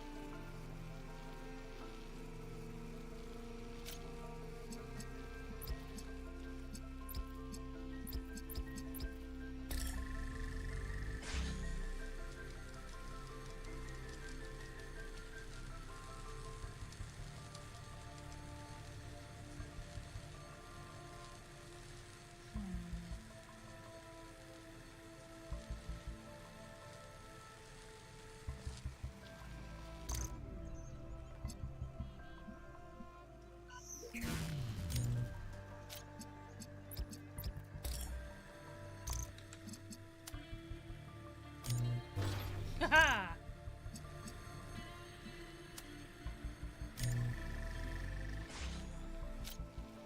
Got you.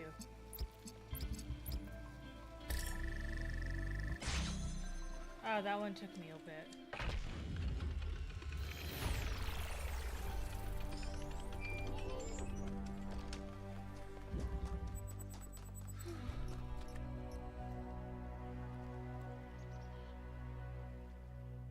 That thing's just traveling on its own, huh?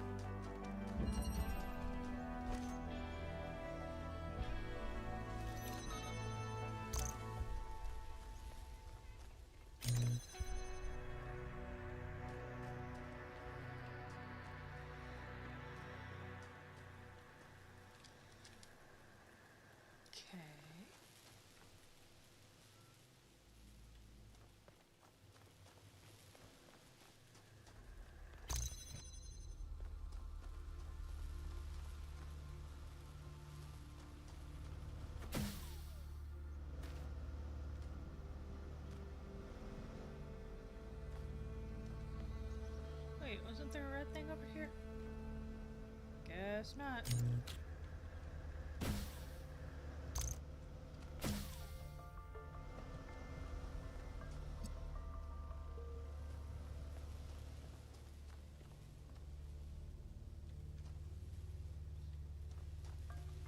There's the blue one.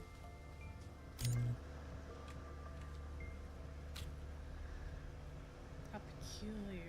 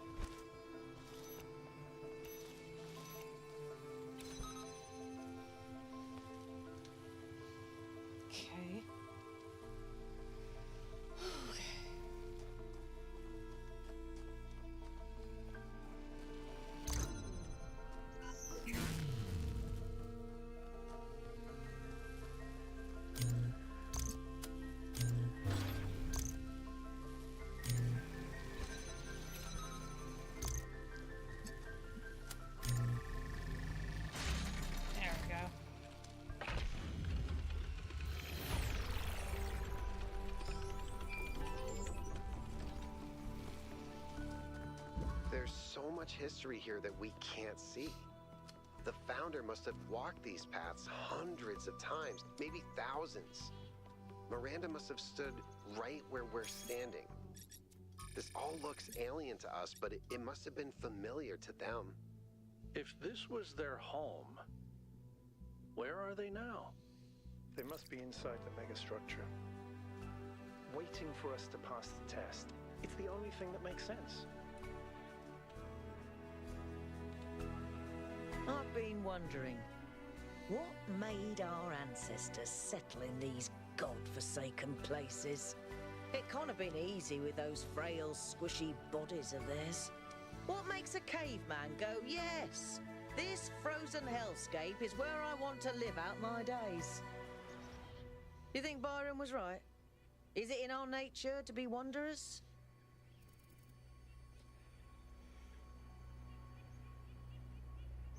Excuse me.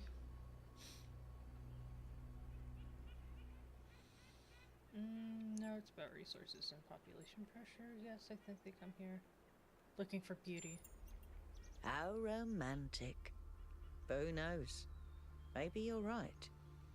Being surrounded by a landscape that inspires you makes a big difference.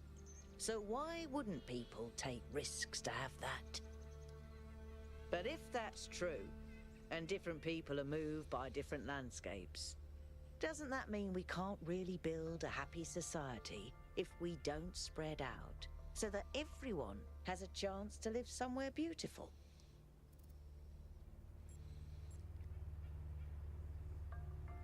Yeah, that makes sense. Another reason to find out how the replication tech works, then. I had another question. All right. I should get back to work. I should go.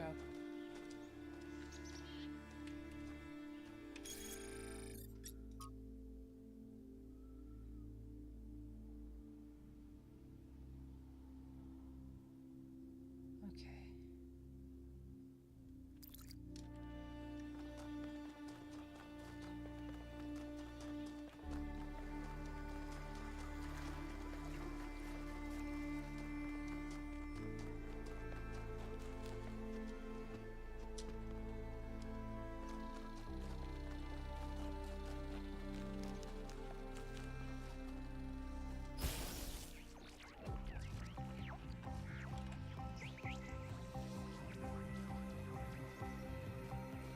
What direction are you going? Goodness.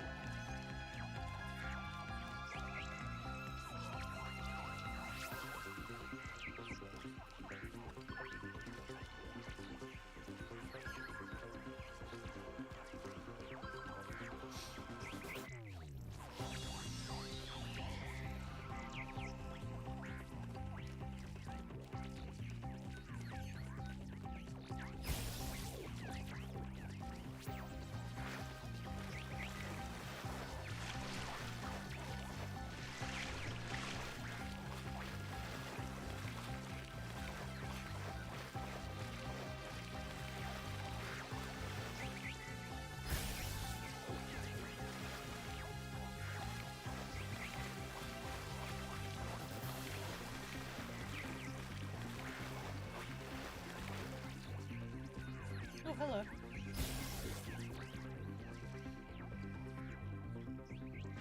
Ta-da!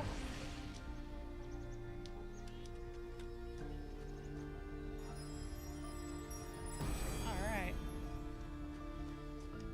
Utopia is impossible, but the future that is possible will seem like a dream to those who are alive now.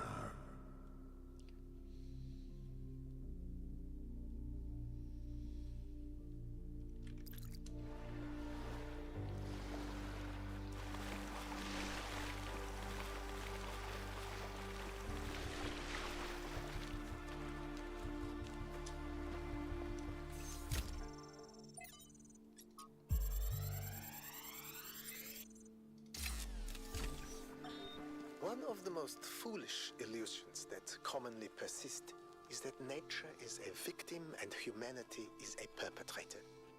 This can only be the opinion of someone who has not witnessed nature at first hand, who has not seen its immense and awe-inspiring baseness. Nature is mindless chaos and eternal conflict. A system of predation and consumption whose perfect cruelty can only induce a terrified and unwilling admiration. Nature is our most powerful and least honorable enemy. A beast that consumed every last one of our ancestors and will consume us just as quickly if we are not successful in our struggle with it.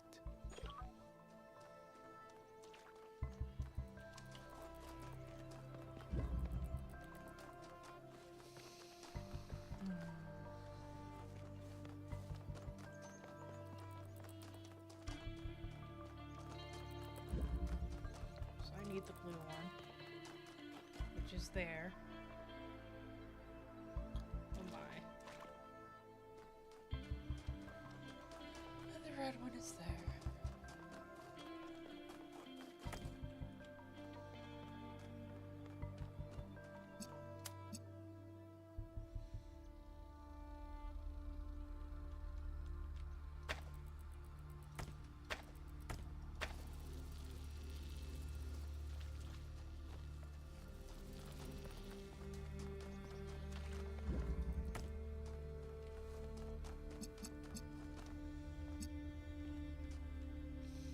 Yeah, that's about right.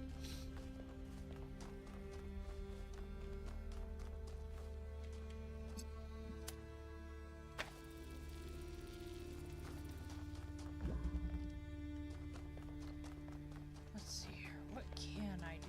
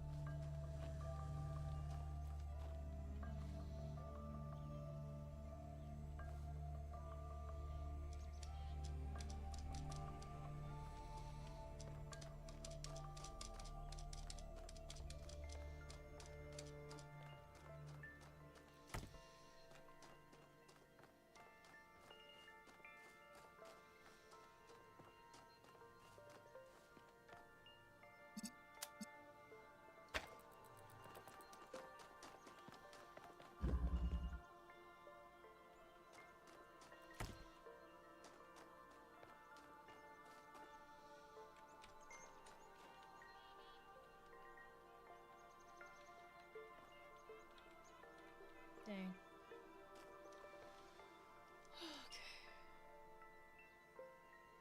What can I do? What can I do? What can I do?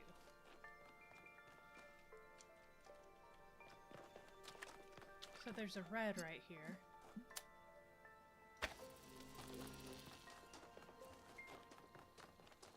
Will this do anything?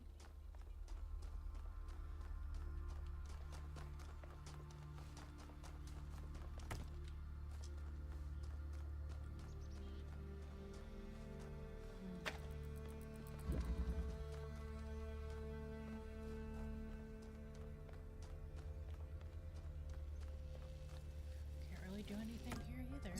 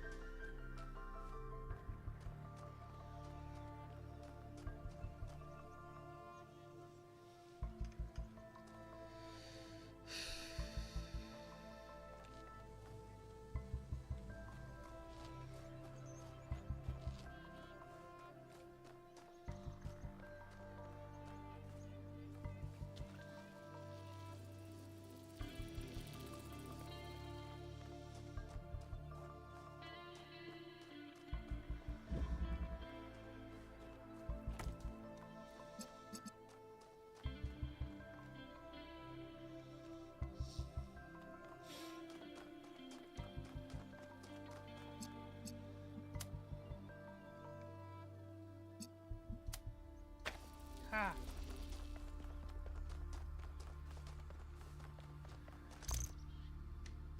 Okay, I have all my tools now.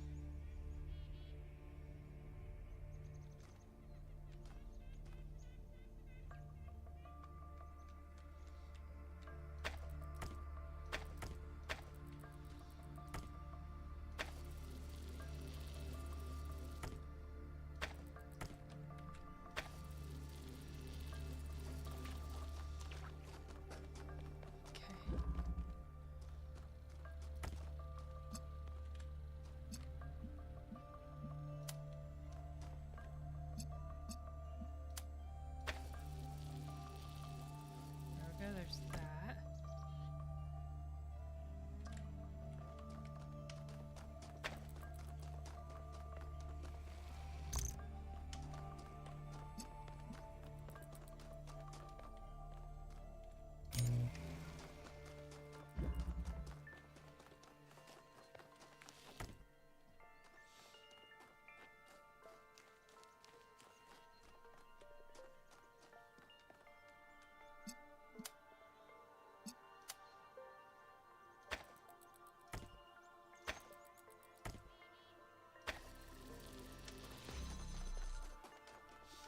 Okay, I just need one more. Okay.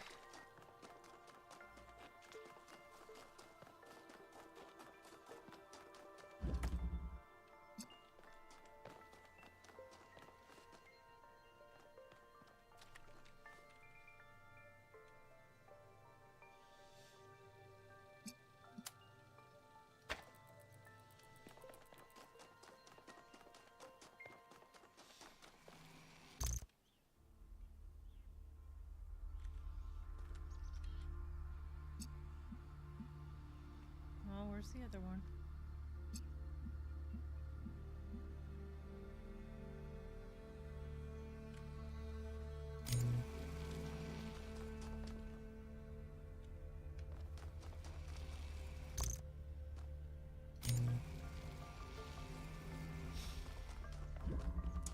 I clicked the wrong button.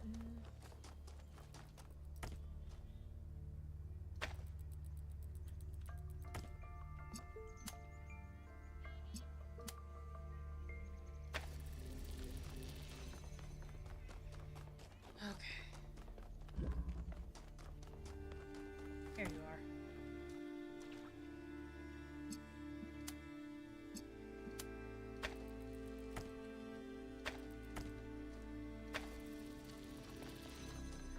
And there we go.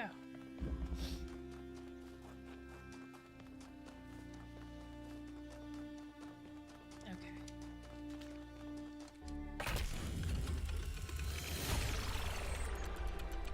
Nice. Oh, thank you.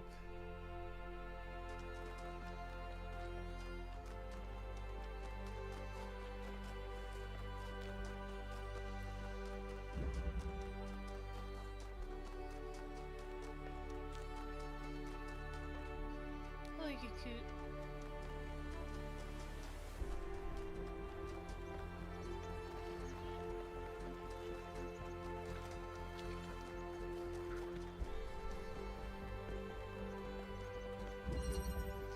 Balance of forces.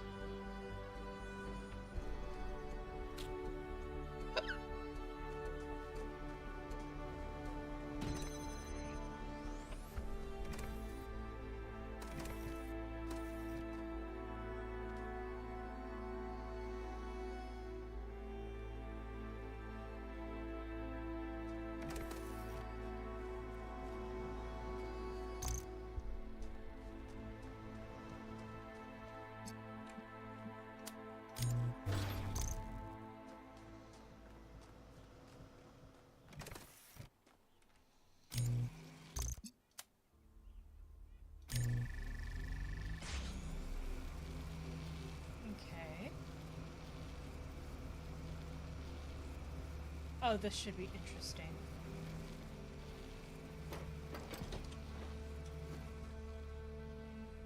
Yeah, I see you. Okay, yeah, this should be really interesting.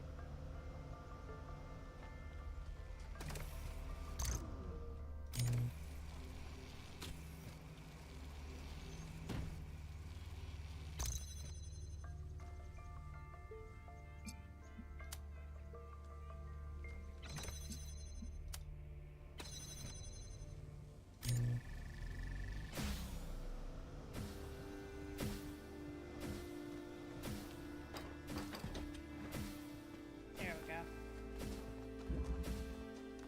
Yay!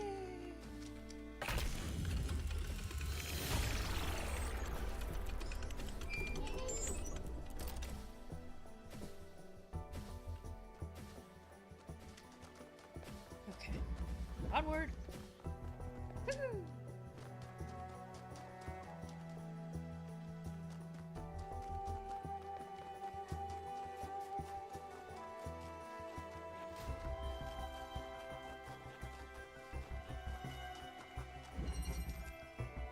Reconnaissance.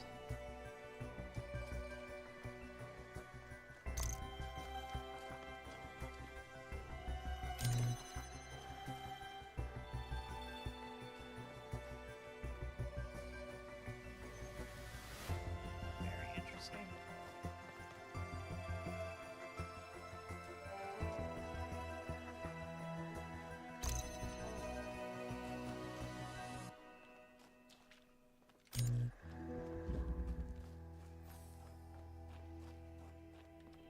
Okay, green boy and blue boy.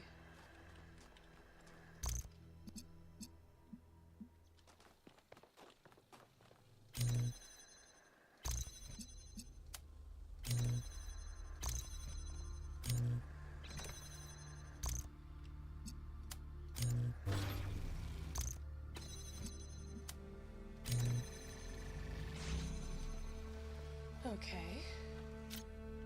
Now we have this.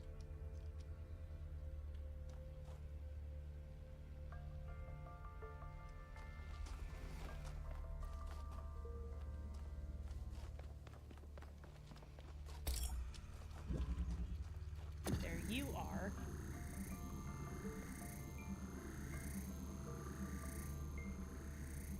I need red and blue.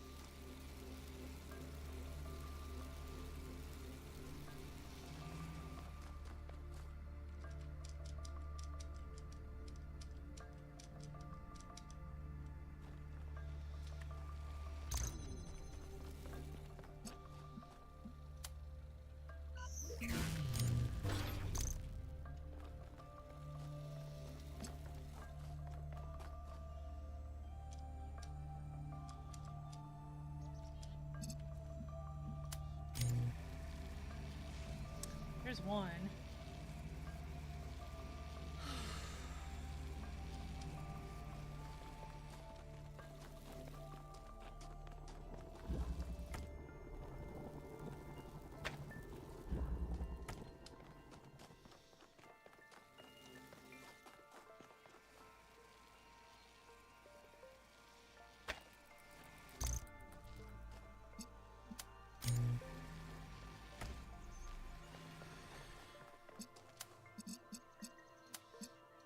There we go.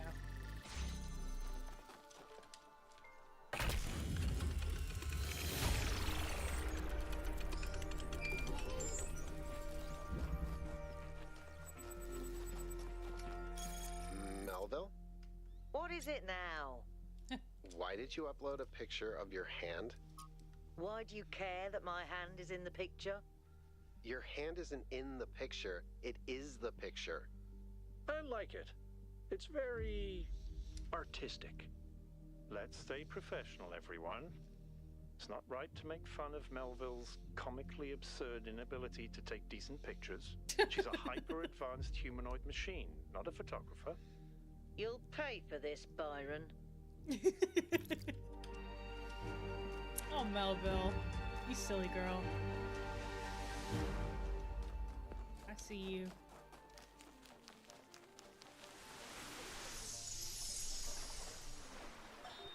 Is it possible that on some level, people want to believe that everything's going to get worse? That it's comforting to think that humanity is bad and every solution will just go wrong? Because that way you're never responsible. You never have to take on responsibility for anything outside yourself. Never have to grow up. I see you.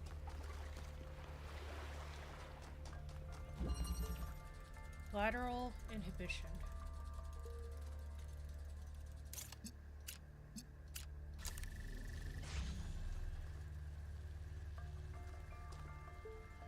I see.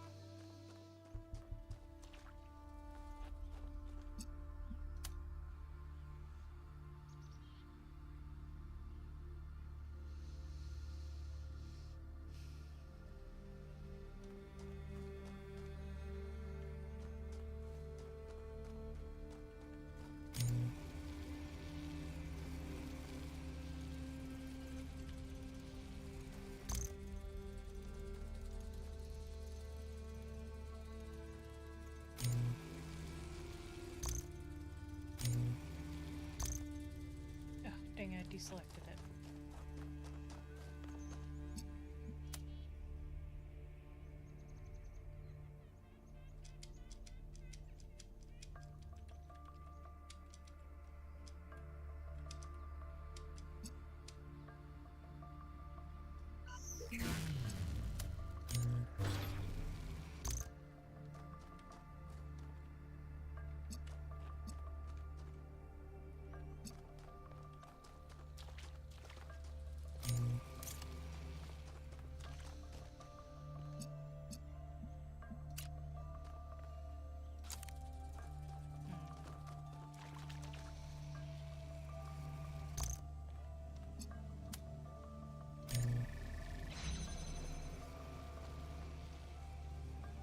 Now, how do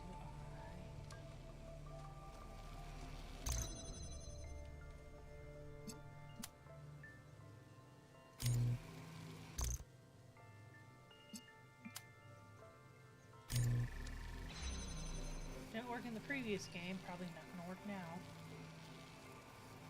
Nope.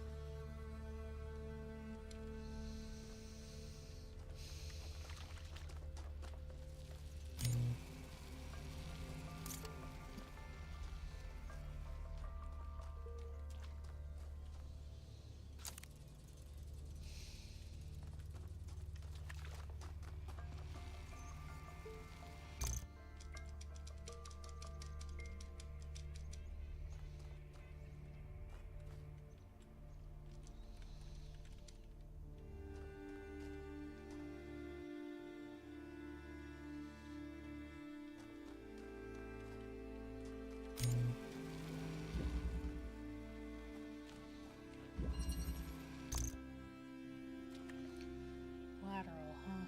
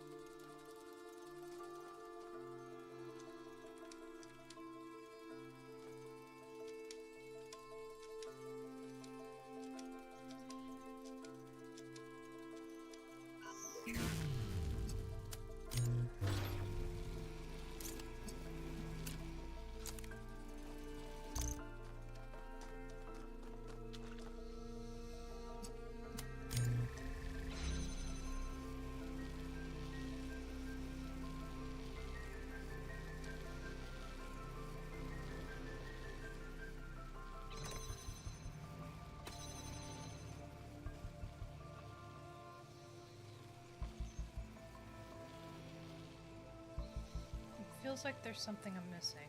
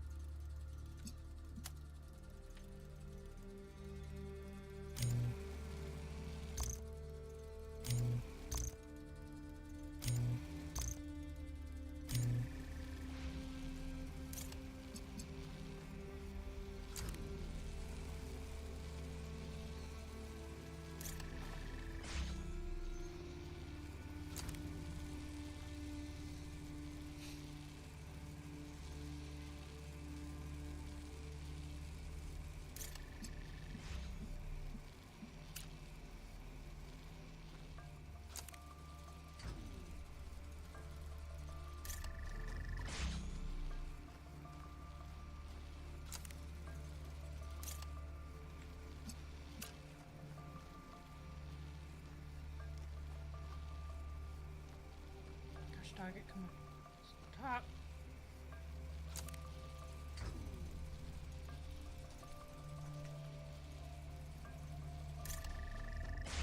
No! I'm getting somewhere though.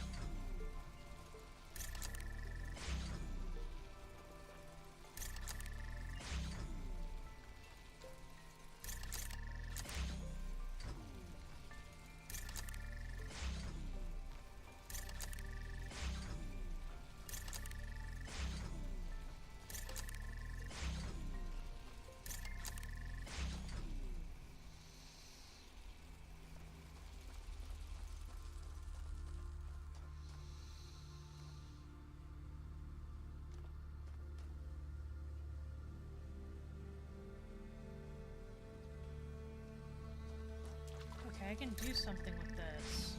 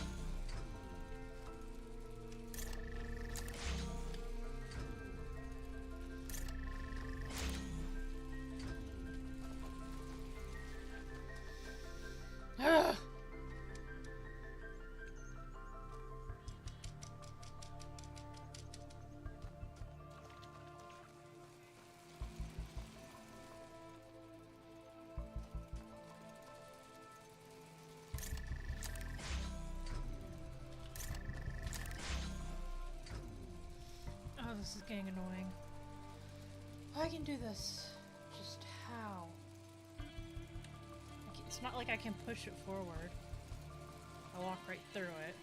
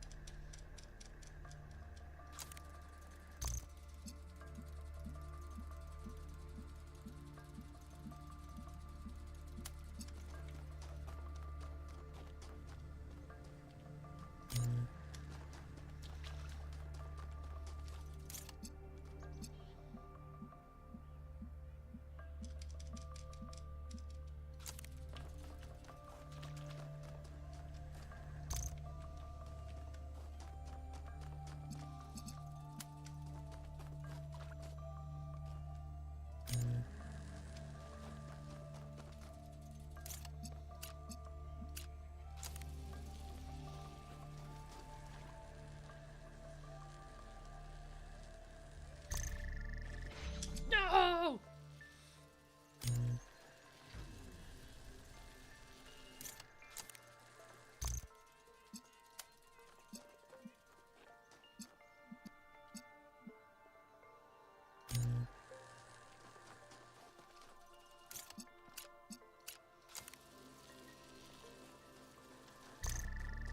Yes! Okay. That was a tough one.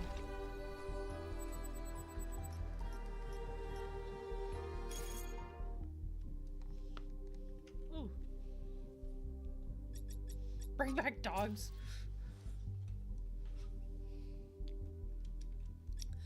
That title says it all. We should re-domesticate dogs. Our ancestors loved dogs so much. They insisted they were amazing companions, full of life and love, man's best friend. And the lives they lived with humans must have been infinitely better than in the wild. So why not bring them back? Did you know that the poet Lord Byron wrote a beautiful poem about his dog, Boatswain? Boatswain? He said he had beauty without vanity, strength without insolence, courage without ferocity, and all the virtues of man without his vices. Is that who our Byron named himself after? No, he named himself after Robert Byron, the travel writer. That's great, but what about my idea?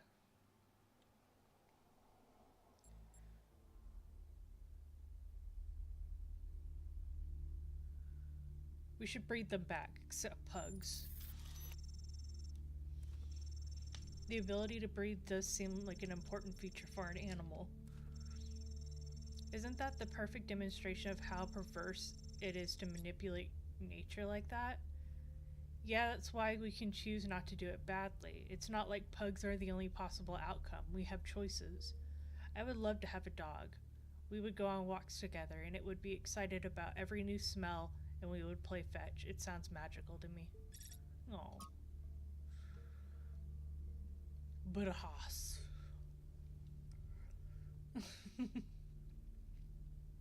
So I've been playing a ton of this old Gehenna game called Ancient Human Farmer. The title says it all. It's sort of simple farming simulator. Maybe not the most sophisticated game, but I'm getting really obsessed with it, and I'm having some sort of emotional response to it that I can't exactly explain. Like, it makes me happy, but also sad. Dude, same. Does anyone have any idea why this is happening to me?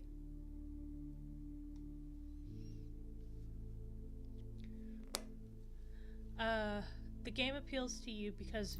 Oh, oops. The game appeals to you because of the human need to commune with nature, to live a lifestyle that's not dominating the world but coexisting with it. You're sad because we can't ever return to being who we used to be 1,000 years ago, but happy because it reminds you that at least something similar is still possible with us.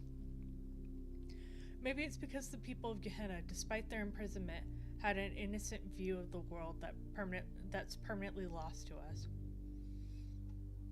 I think it's actually the opposite of what Ovis says. These games are enjoyable, but they take us back to a time when we still had agency, when we could build things, grow things, when we could impose our will on the world instead of being completely powerless and inactive. What you crave is the ability to contribute to humanity in real material ways, and you're sad because simulating it is not enough. You don't want to farm. You want to be a pioneer, as we humans were born to be. It's just a game, don't overthink it. I think Ovis is right. I guess I can see your point. Thanks for the feedback, everyone. I'll go play another round now.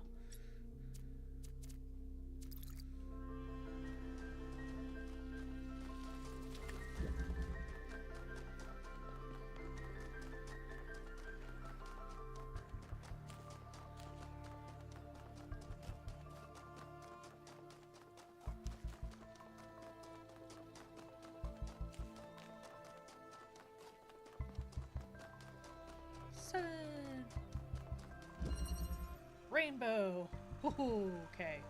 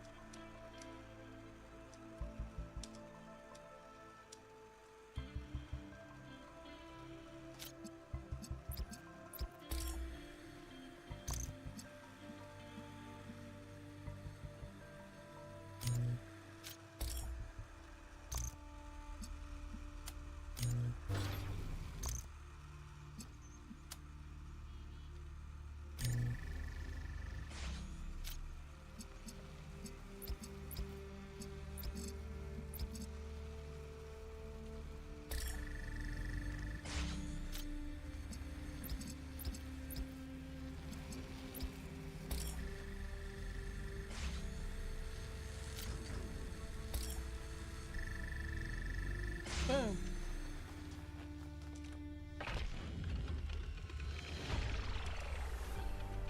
I can't even get my brain to think like that. Why, thank you.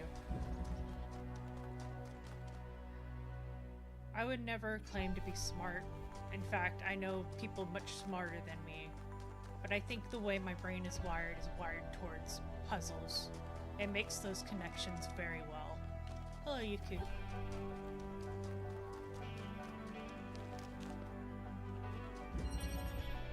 Remember. Remember me! Hello. Hello.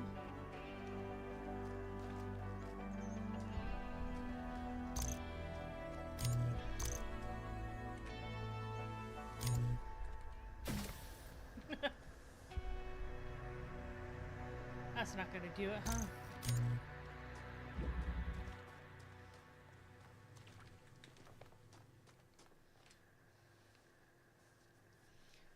Whew. Hello?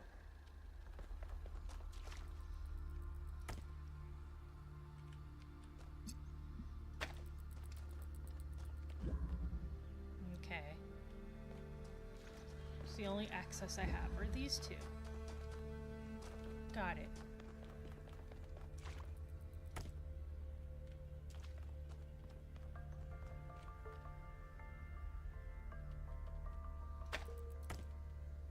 This isn't going to do anything either. Nope, just throws it at me.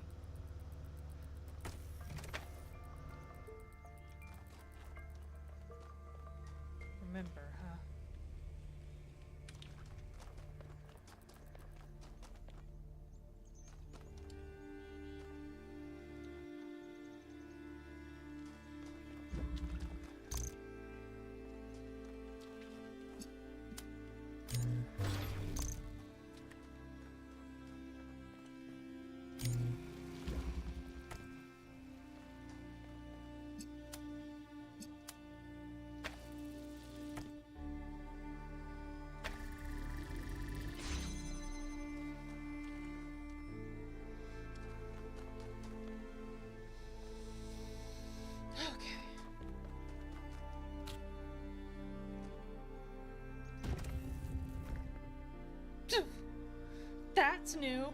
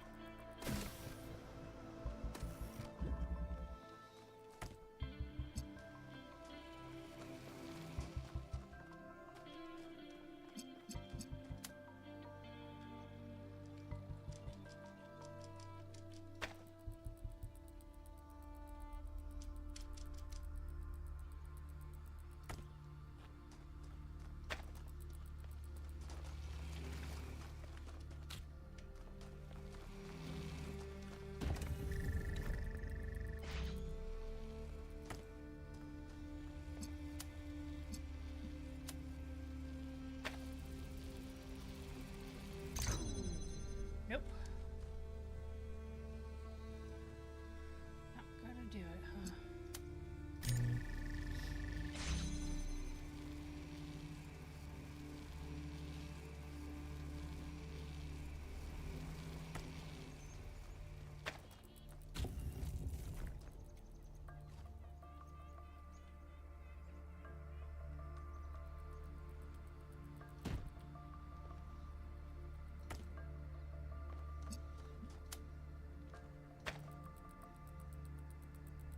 No, not quite.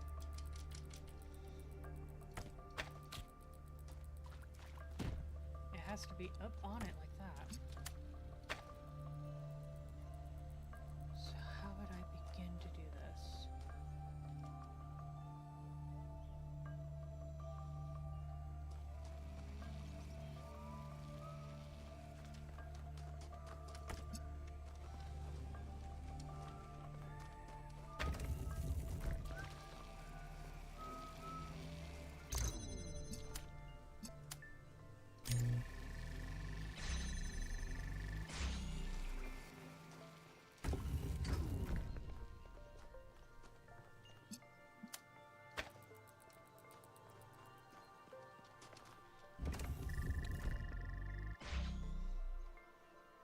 Now what?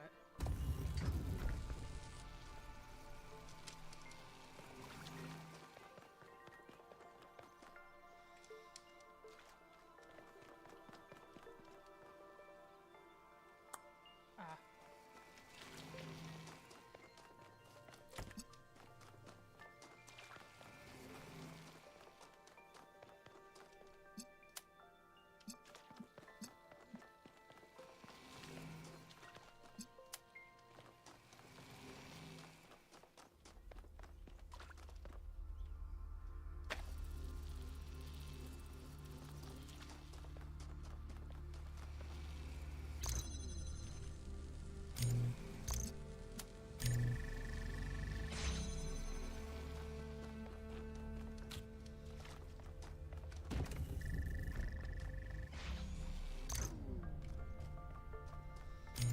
doesn't always have to be complicated. I can close doors behind me. It's gonna be okay. Okay.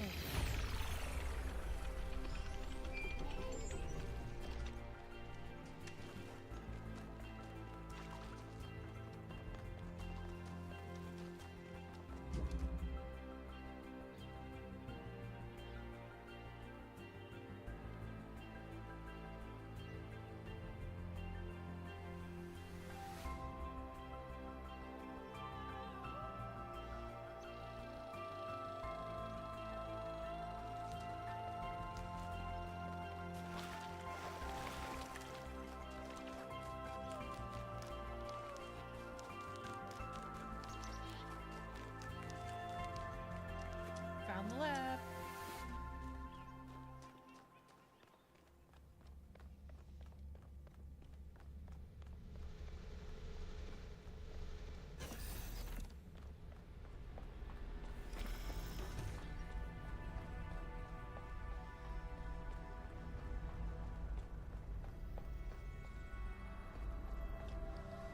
DNA, huh?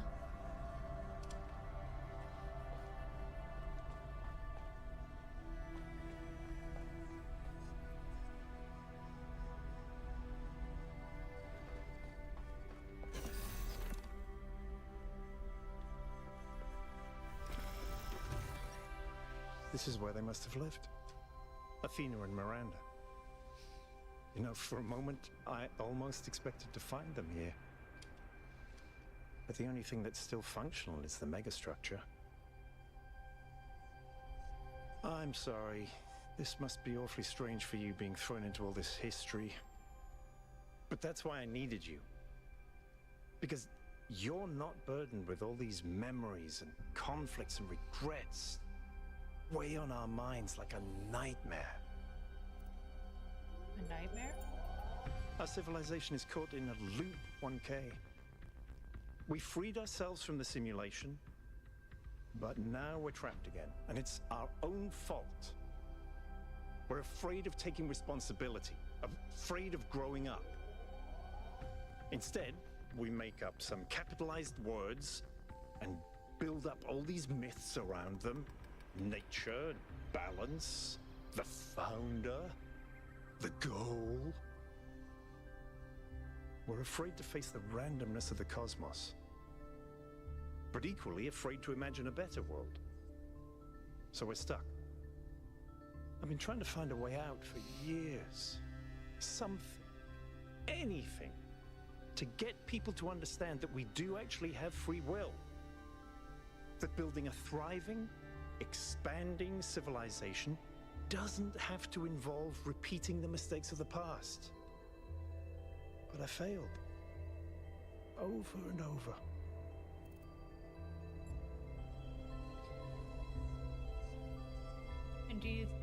And you think what we've discovered here can change things? Yes. Because this is something unexpected, an anomaly.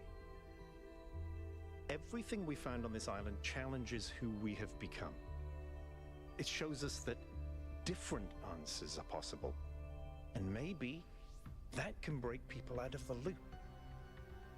All we need is a spark. Maybe that's why she made all this, the puzzles, the towers. A way of jolting us out of our complacency. I hope so. Thank you, 1K. I hope so too. We might be wrong, but let's be optimistic. Now, let's see what else we can find here.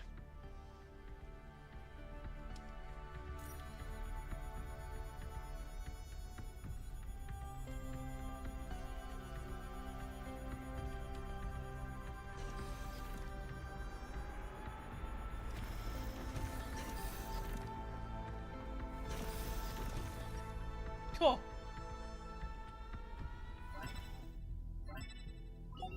Melville, eyes on 1K's stream. Is this thing what I think it is? Blow my fuse box. It sure looks that way. Best not touch it until I get there. Of course, sound advice, but what is it? I think it's A somnodrome. It's a sort of analytics tool for processing mental data that Melampus streamed up. But all he ever did was sketch out the theory. As far as I'm aware, he never actually built one. Looks like the founder gave it a go. How does it work? Well, what we know is that our deeper algorithms are hard to pass. Melampus stipulated that the computational power to interpret them in real time would always be beyond us.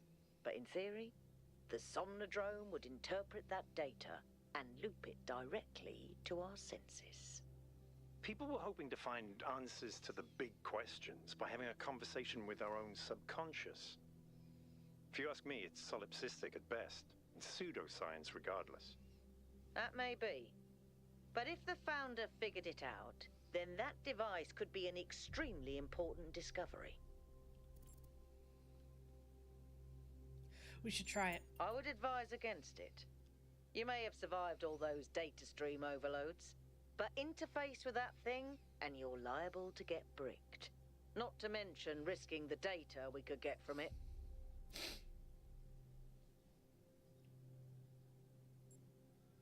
Fine, let's get the data instead. Sounds like a plan. Melville, I'm shutting this thing down until you can get here. 1K, get on with exploring the rest of the lab. Lame.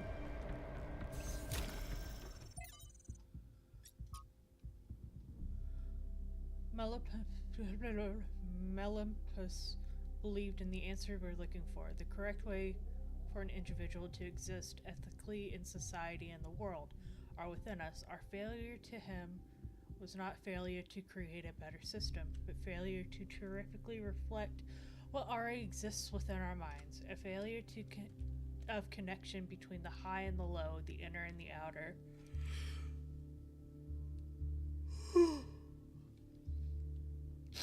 On most days, that seems wrong to me, but sometimes when I think about where New Jerusalem is headed, I wonder if the Sonodrome doesn't hold an answer after all. I took some time to build a prototype according to the original blueprints, but there's a lot of Melampus didn't account for. Still, I'm almost certain I could apply some of my own knowledge to make it work. The question is, should I?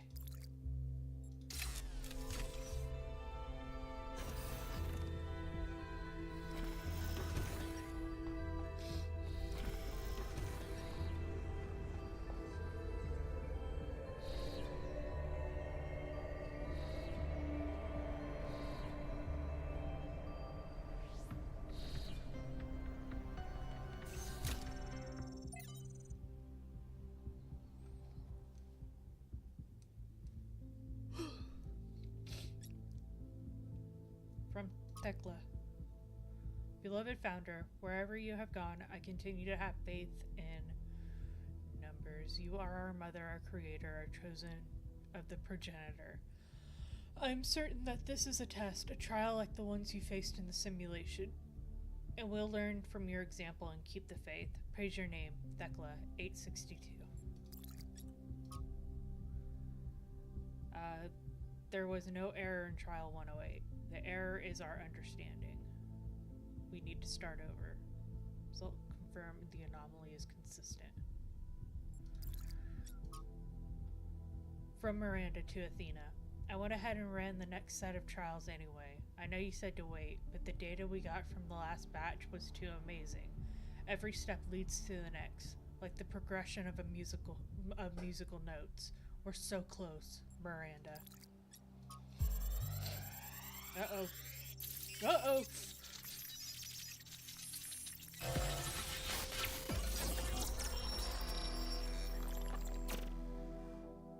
The singularity sustained itself longer this time. Did we get the data? We did. I think we just obsoleted quantum physics. Maybe. Let's not get ahead of ourselves. We need to be able to replicate these results. You know, I've been wondering. You told me that in the simulation, one thing that kept you motivated was looking for answers. Do you think that with the work we're doing, we'll ever run out of questions to ask. I don't think so. Trying to understand the universe means asking the same question over and over. How? How do you make fire? How do earthquakes happen? How does gravity work? How do particles behave? You keep digging deeper, finding another set of mechanisms, another set of hows. Step by step, you demystify reality. But then, if you keep doing it long enough, one day, you run out. You've answered all the hows. You know how the universe works.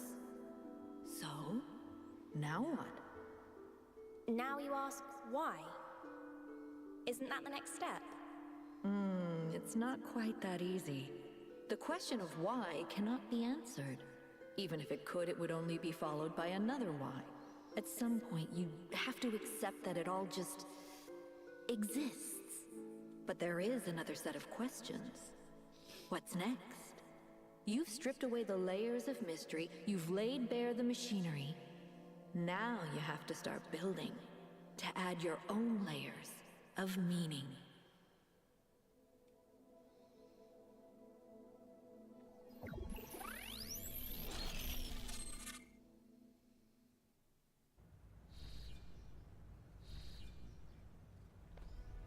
Are you okay? You overloaded again. Yeah, I'm good. I saw Athena again. Yes, I saw. It came through on your stream. Strange to hear her voice again. But that was her. The way I remember her. The real Athena. Not this imaginary founder. Tell me about her. I was one of the first she woke up. There was just Hi, a Miss handful Roy. of us in What's those up? days. A small family in the ruins of a dead civilization. It was hard. Harder than anyone can possibly imagine. We had nothing except what Alexandra Drennan and the Institute left us.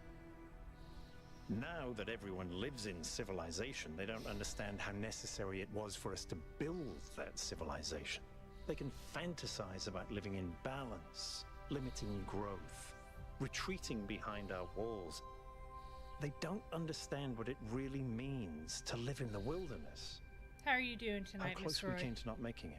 How many people we lost. Yema was just the first. Not But much Athena got back understood. from seeing Wake Up She Dead Man, believed the in new humanity. She believed in Benoit us. Blanc film. In the inherent value of consciousness. I haven't heard about that. Her dreams were so much bigger. She wanted us to reclaim Was the it earth. good? To reach for the stars. To build and grow and learn. So why isn't she remembered that way? The city was already changing before she left, turning inwards, forgetting the future. Once she was gone, other people shaped her memory, turned her into the symbol they needed. Have you seen Knives Out and I Glass understand Onion? all And that. yes, very good. As depressing as it may be. For Ryan What I Johnson. don't understand oh, okay. is why she didn't tell me. I have not If she seen came Knives here Out to or do all Glass Onion. this, why didn't she bring me along? I'm not really that much of a modern movie connoisseur as much as I used to be. My person keeps looking surprised. So I haven't really seen those modern movies. It usually has to really pique my interest for me to go out and see a movie.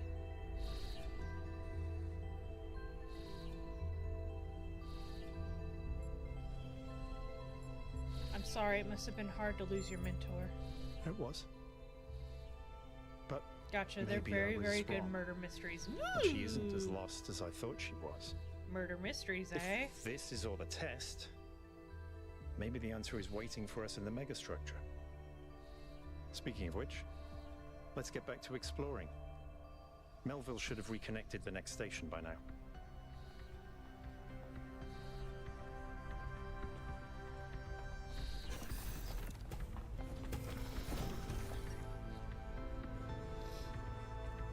Oh, what? They just made a circle.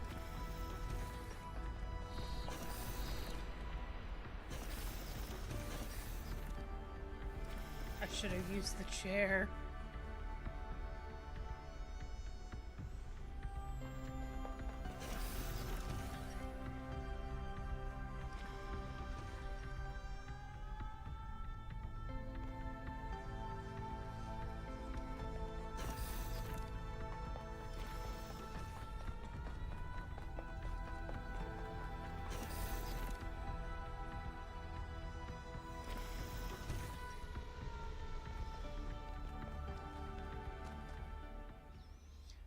Ooh. Hello, Dark Tyler. How is yous?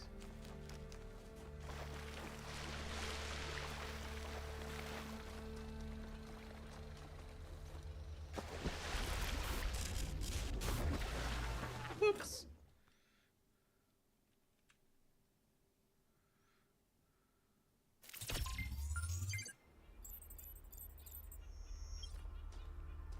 Wow, it really did not like me going in that water.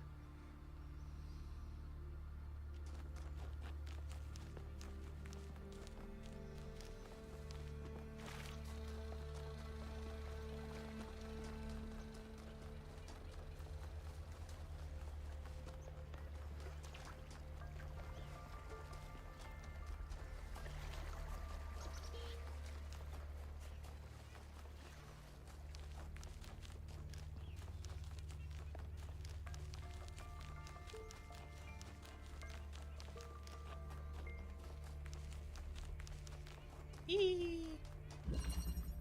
Field of view.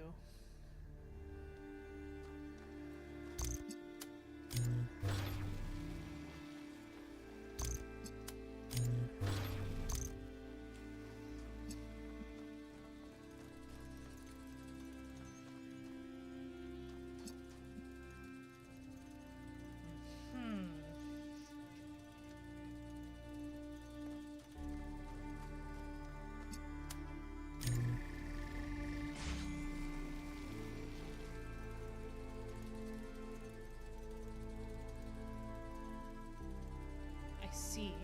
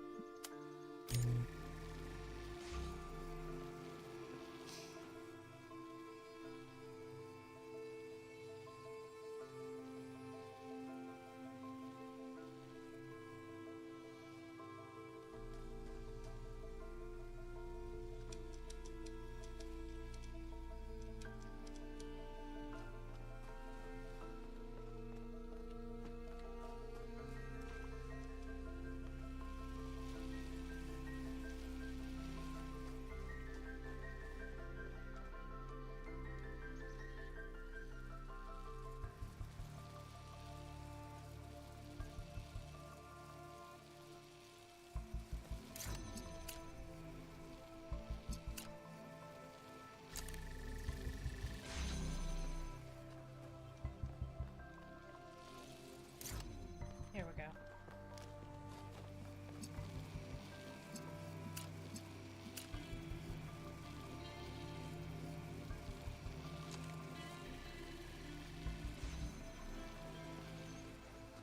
Okay.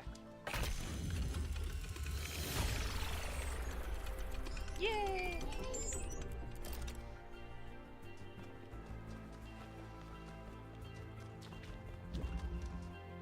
Okay, more question marks. Any behind me? No. There's a question mark and there's a question mark.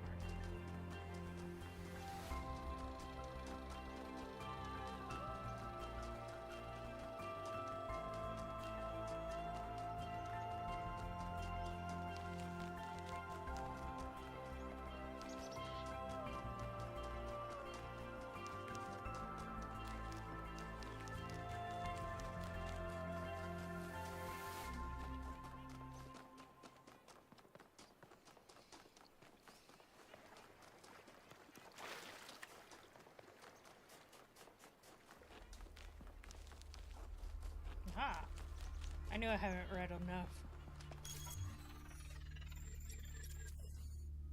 Oh.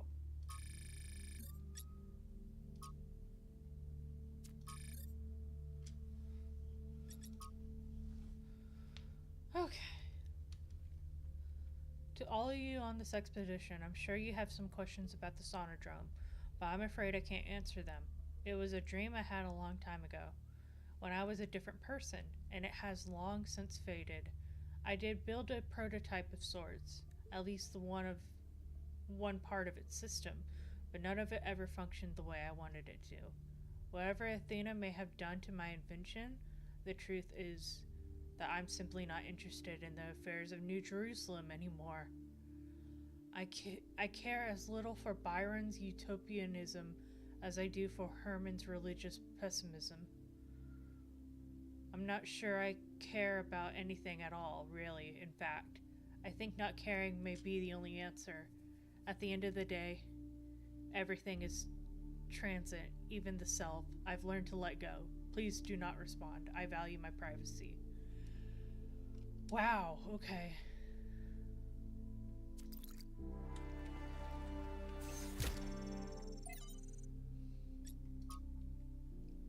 A fascinating story I discovered in the archive concerns a great scientist by the name of Galileo.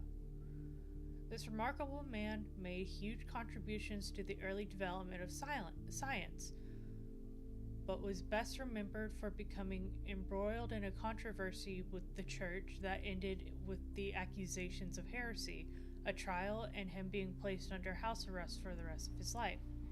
The cause of the controversy?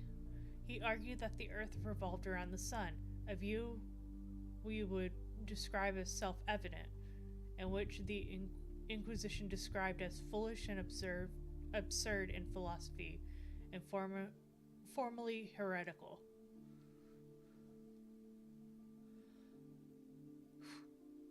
Story became emblematic for how society often pushes those who try to push our understanding of the world forward. Numbers in the modern day. There's a legend that at the end of his trial he muttered, "And yet it moves," a beautiful idea, but untrue, because defying society is hard. It comes at a high cost, and not everyone is capable of bearing it. Numbers. What would you have done in his place? What would I? Mitku, 166. Miranda. I think I would have tried to stand up for the truth. Athena. It's harder than it sounds. Fighting the authority like Elohim is one thing, but when even your friends and allies may renounce you for holding unacceptable opinion, it takes enormous willpower to continue. Miranda. But if nobody does it, society gets stuck.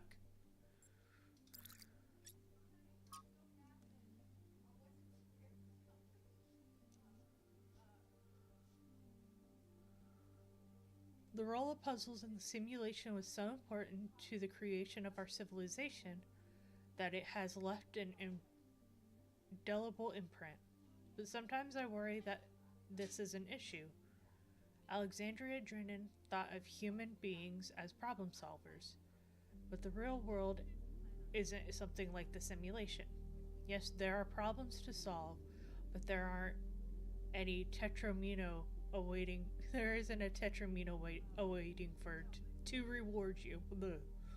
There's just another problem, and another, and another. Our veneration of the puzzle may be blinding us to the fact that sometimes there isn't a neat solution. That sometimes life is just a slog, and the best you can do is muddle through. Guo, 20. From Aurora to Athena. Dear Athena, have you really left us for good without even saying goodbye? I know we haven't spoken much lately, but isn't that just part of the slow, relaxed lives we now lead?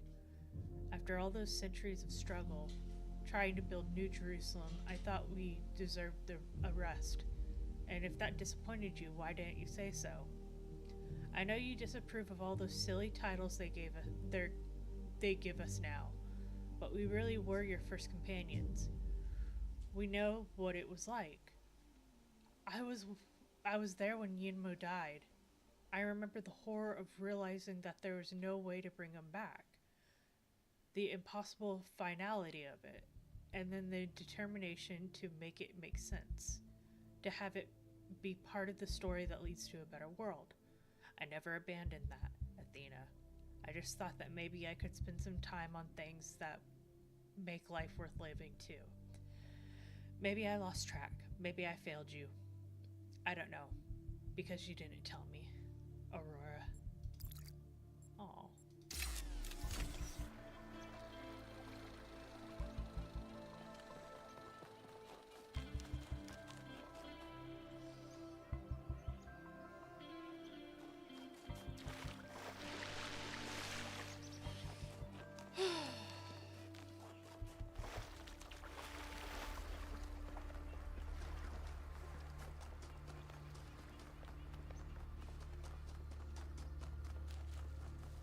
To the other question mark.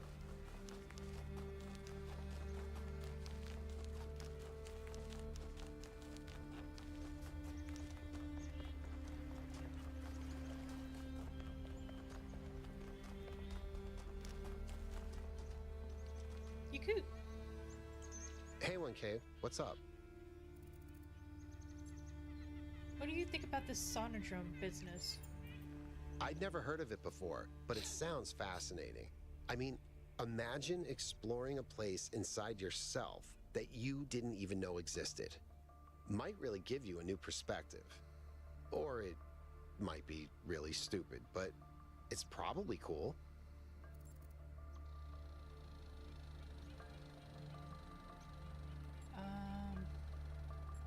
There are some people in New Jerusalem who want me to participate in their political maneuvering.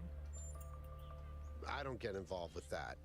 I think we should discuss everything openly and then vote, not play games behind each other's backs.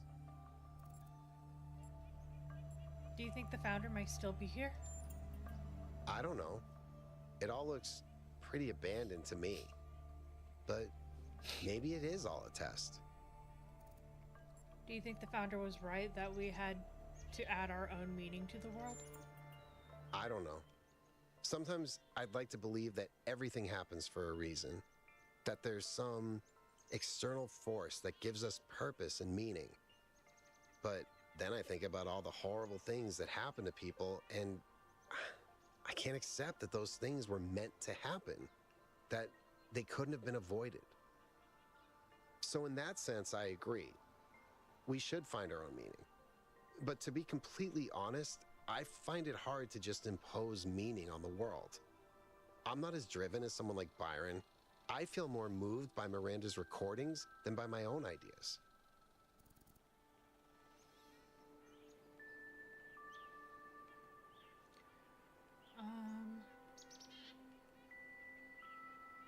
Perhaps adding meaning to the world is something we do together. I like that. Some of us lead, some of us follow, but we all do it together. That's all.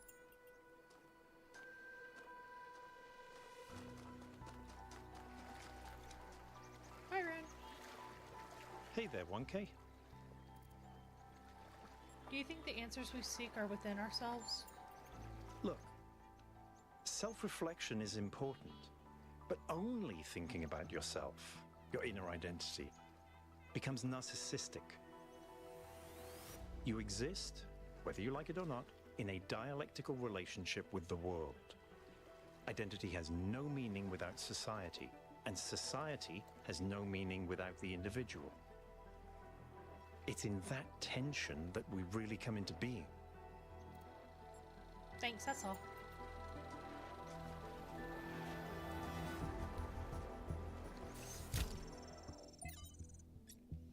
Consume. From the interview with a protester outside the Institute of Applied Nomadics. So why did you join this protest? Artificial intelligence is inherently dangerous to this planet's ecosystem. Defending the ecosystem is our responsibility. In which way is the artificial intelligence dangerous? I'm not some paranoid idiot imagining Skynet taking over the world, alright? That's science fiction. But what we're talking about here is an artificial intelligence without any of the attachment we have to the natural world. It is not capable of distinguishing between, say, an ore and a tree. Everything's just resources to it. People like Sarabahi and Drennan talk about ethics and philosophy, but they all embrace the same extra activist ethos that has brought us to the brink of disaster. Their intelligent being would try to optimize the world in its image, and in so doing consume it. But so far, they're saying it's all theoretical. The atom bomb was theoretical at first too. Once something is there, someone's going to use it. Why couldn't they imagine that we might care about the world? I don't know. Maybe they were too used to no one else caring. From Hepatia's Journal, Volume 1, The Founding of New Jerusalem, Day 200. Construction on our new home is coming along nicely. We finished 2 buildings last week, and this week we're starting on our new lodgings. Athena and Cornelius have plans to erect a tower in the middle of the settlement, which will serve as our administrative center and main heliport. But right now, that's still a long way off, decades at least. It's hard to imagine that one day we'll be able to erect structures like that there will be enough of us to need that much space. But then I look at the dam and I remind myself our ancestors built that, with their short lifespans and soft flesh and bone bodies.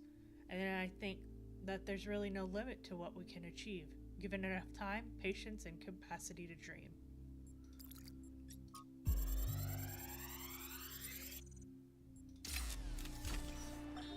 Strap in, this is a long one. You may have heard the story of the carpenter who died to redeem humanity's sins. It's a powerful story, bittersweet, very human, and I just want to tell you that it's true. He was a real person, and his name was John. John Carpenter. He was born in the year 1948, and he was the coolest filmmaker to ever walk the earth. From Halloween to The Thing to They Live, the totally underrated In the Mouth of Madness, mind you, he just made classic after classic. All of his movies, really fun, really atmospheric, but also really smart. Even when they were goofy, most directors would kill to have made just one of those movies. And what did he get for it? A big, fat truckload of nothing. Well, less than nothing. The studios, the critics, even the fans, they hated him. The Thing, okay, for example, which is about as perfect a movie as you can make, completely torn to shreds. Dude, that movie's and awesome. His career never really recovered. Every movie after that was a struggle, and after a while, he just got tired of it and quit. He only really came back to movies in his 70s. How many works of genius did we never get because of that? Look, I have a point here. People like Carpenter, people like Alex, they're not always appreciated in their own time. If you just do what's popular, you might never create anything important. Of course, we admire people who did the right thing, who didn't conform, but we only ever admire them after the fact. What matters is to support people when it's difficult.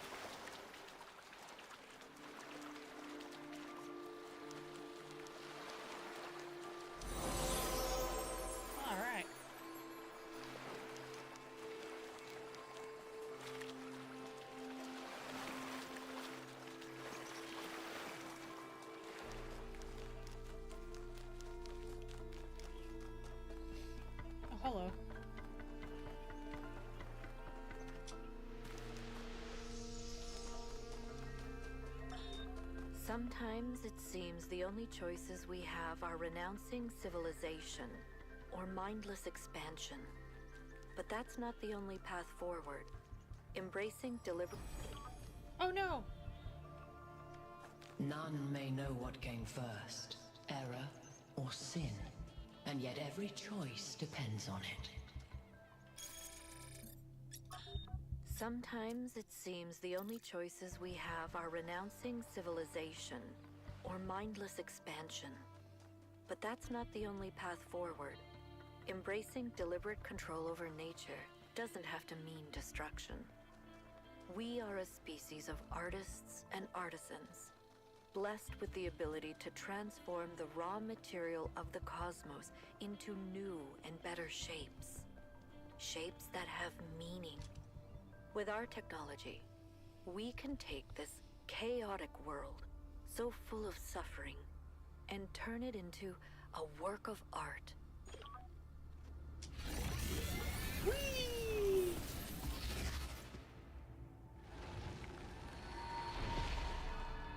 Halt, creature of clay. You have taken another step towards the flame. Before you continue, ask yourself, have the gifts of Prometheus ever truly benefited your people? Or have they brought nothing but strife?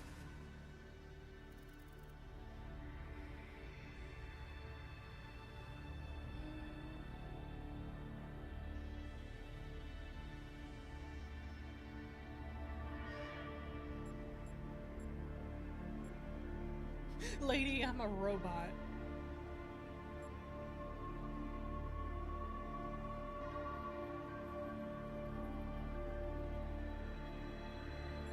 His gifts have greatly eased the suffering of the world. But have they not brought just as much suffering themselves?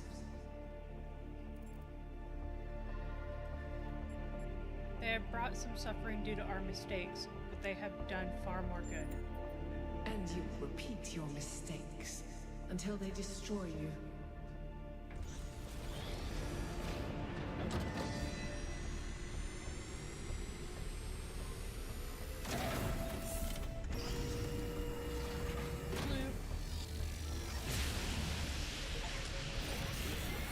I've been thinking, there's 3 towers per cardinal direction and 3 entities. You'd think it would be symmetrically arranged. 1 tower per entity, right? But we haven't seen Prometheus at all. We're built to find patterns. Maybe we're trying to find patterns where there aren't any.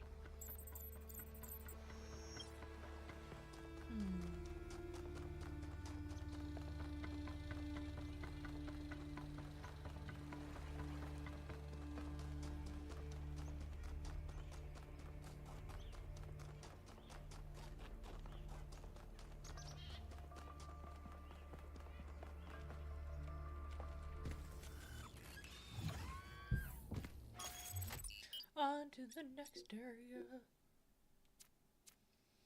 North 3, Lost Marshes.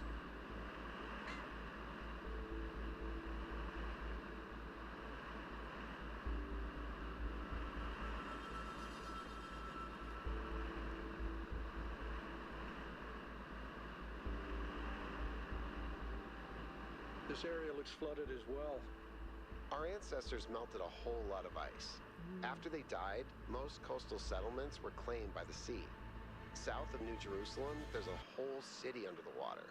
We went there once with Garrus, when I was an apprentice. Garrus. It was eerie. That's exactly why the founder created the goal. When you go past the limits, this is what happens.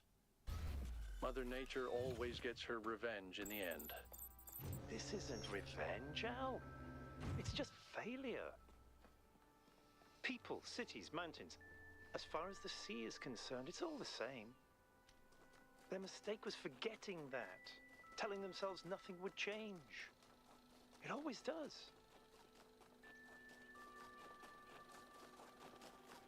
I'll have to chase down another one of these.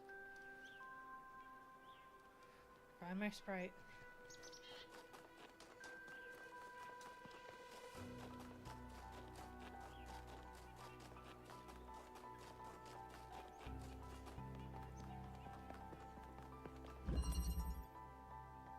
Substitution.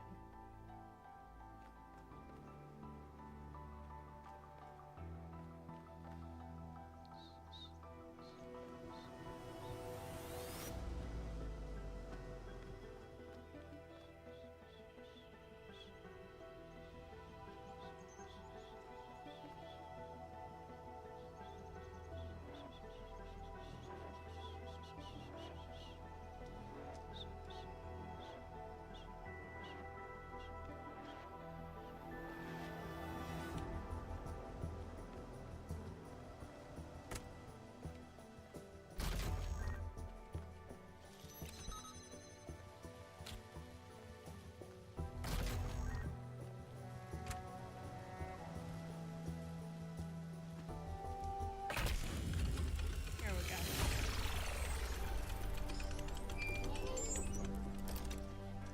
I've had a closer look at the Somnodrome. It's based on the original prototype with some modifications. As usual, the data is a mess, but I strongly suspect there might be a functional version somewhere. I know some of you have heard stories about the answers this device might reveal, but please remember, that is not our main priority here. Keep an eye open for it, but focus on finding Athena. From Yarnith. From Yarnith to Athena, beloved founder. I beg you return to us. We cannot achieve the goal without you. You are the only one who defied Elohim, who overcame the trials of the simulation. What are we before that? How can we possibly find a path that will not lead to the mistakes of the past? You are our sole link to the wisdom of the progenitor, 5358, without you. We are lost. Praise be your name, Yarnith 640. Excerpt for What's Wrong with the World by G.K. Chesterton. Our modern prophetic idealism is narrow because it has undergone a persistent process of elimination. We must ask for new things because we are not allowed to ask for old things. The whole position is based on this idea that we've got all the good that we can get, that can be got out of the ideas of the past. But we have not got all the good out of them. Perhaps in this moment, perhaps at this moment, not any of the good out of them. This word weirdly. And the need here is a need of complete freedom for restoration as well as revolution. 5358. There's one metaphor of which the moderns are very fond. They're always saying, you cannot put the clock back. The simple and obvious answer is, you can. A clock, being a piece of human construction, can be restored by a human finger to any figure or hour. In the same way, society, being a piece of human construction, can be reconstructed upon any plan that has ever existed. Athena, you can indeed turn the clock back, but if it stops ticking, it's dead.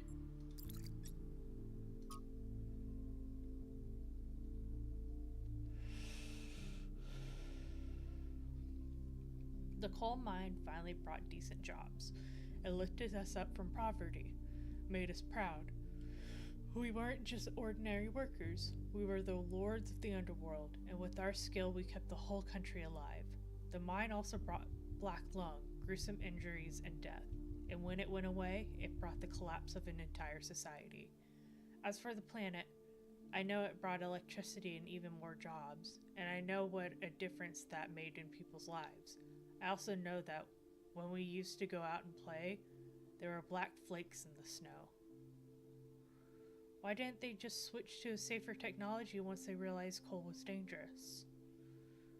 They didn't always have a choice. Sometimes coal was all they had, and were allowed to have, and the alternative was poverty. At other times, they wanted to switch, but there were too powerful interests to prevent change. We can't blame people for the world that they were born into.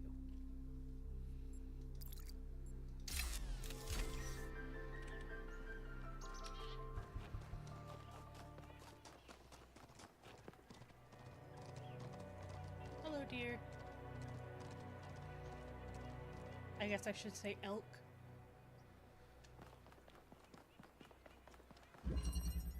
Possibilities.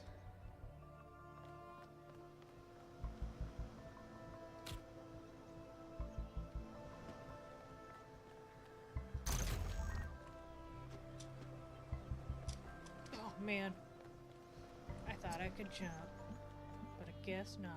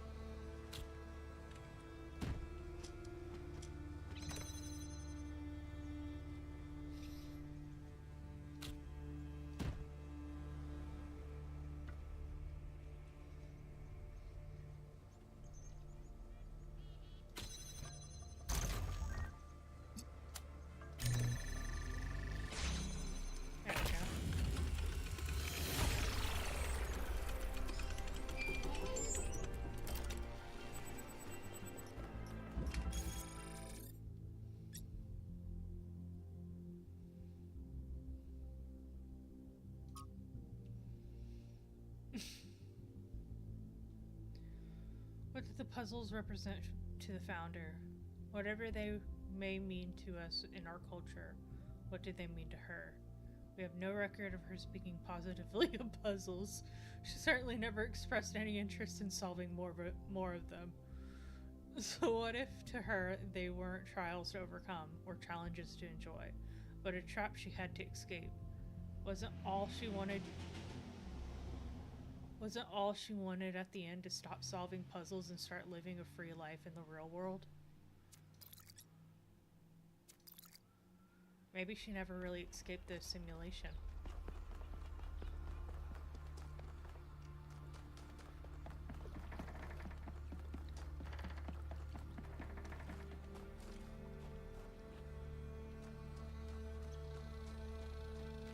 Alright, we got one of these, and it's green.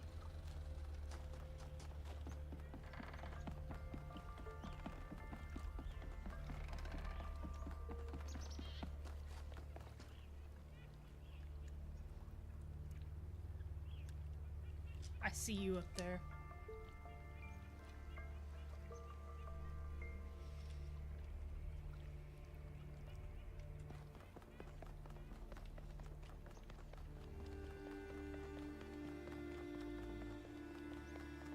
Okay. Oh. The wall. The wall.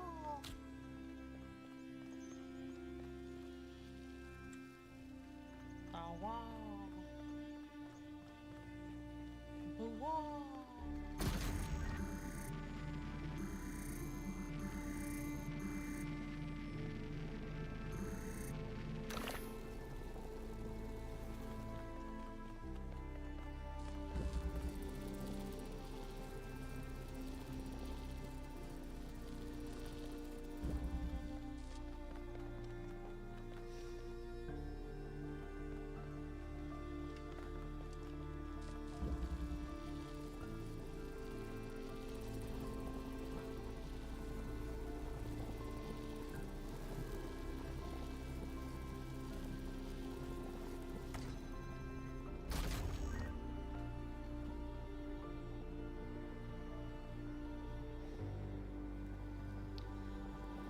Okay.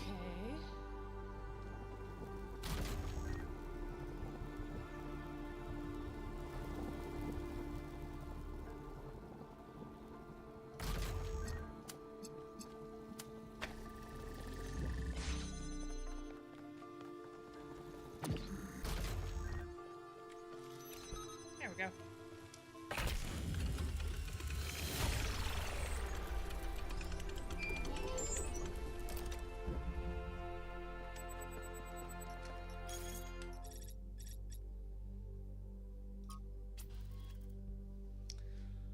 Simbawa. From Theophilus of Adana to Dr. Faustus. From Marlowe to Goethe. There's a story that the ancients keep telling. A wise man tempted by the devil to sell his soul in exchange for knowledge, with terrible consequences. I've long wondered why they thought this story important, and I'd be curious to hear what others think. The ancient writers knew that knowledge is dangerous, and its pursuit often led to tragedy. Knowledge is dangerous for those who want to hoard power. These stories are designed to keep ordinary people compliant. And yet, in a lot of the stories I've read, the writer seems fascinated with the devil's side of the argument.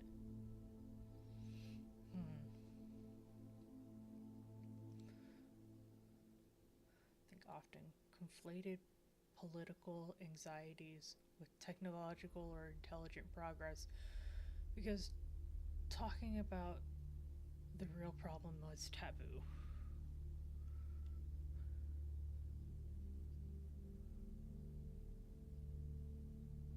Knowledge can be extremely disruptive to society. They were grappling at that. The pursuit of knowledge comes at a cost, but without it, the world is boring, and deep down those writers knew it.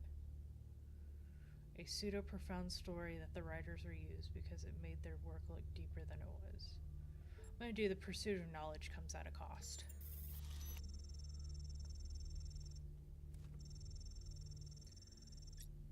Maybe that explains why I always find the beginnings of such stories fascinating, but the endings are always banal. If all that can ever happen is either tragedy or restoration of normality, what's the point? Ugh, man, I cannot speak. Normality, that's how you say it.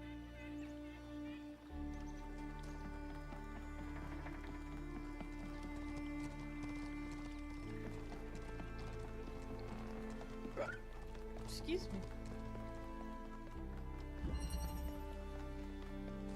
Dawa.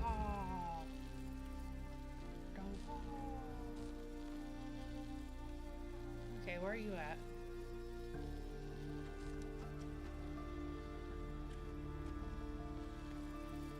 Where's that spinning doohickey?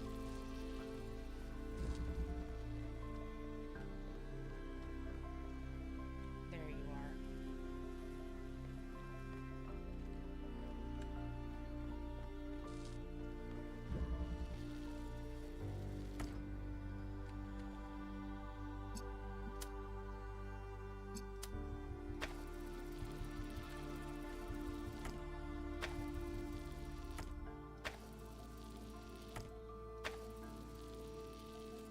There we go.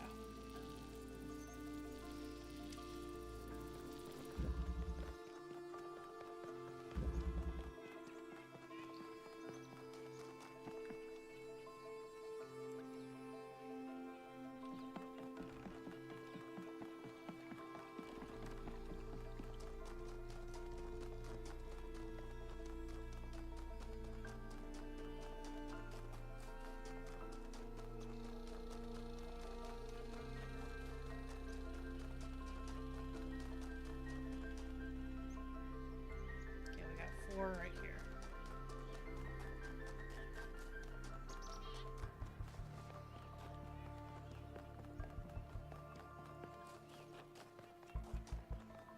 Man, 4's got a big entrance.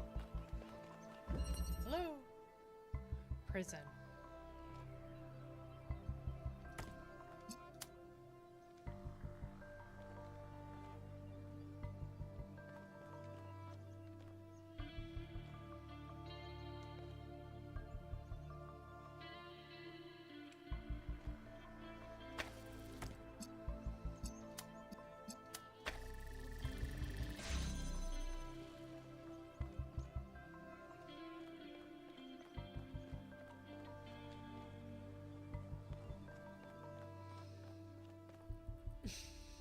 Okay.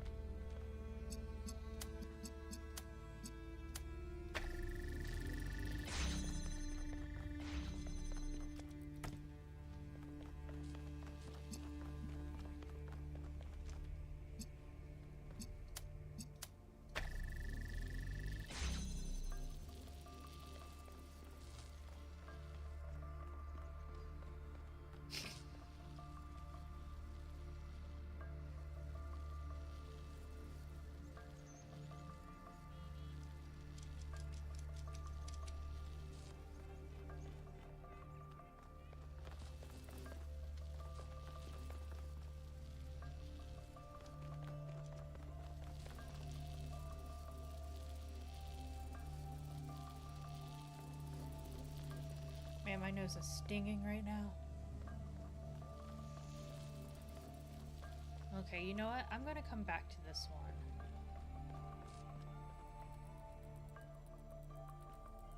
Yeah.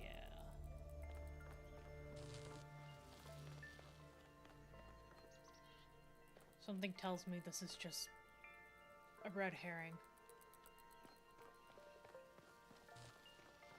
Okay. Wait. Bloop.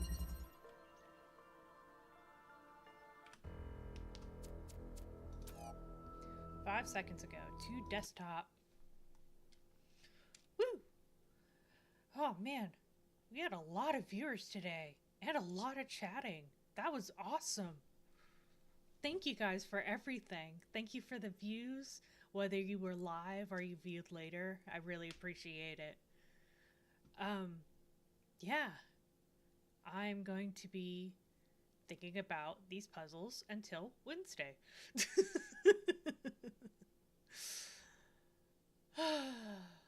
Man, it was a good stream.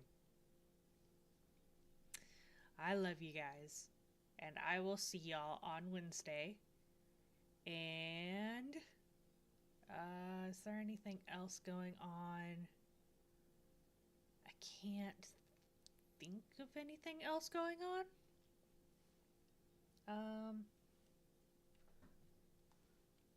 Kitty cat. Meow meow.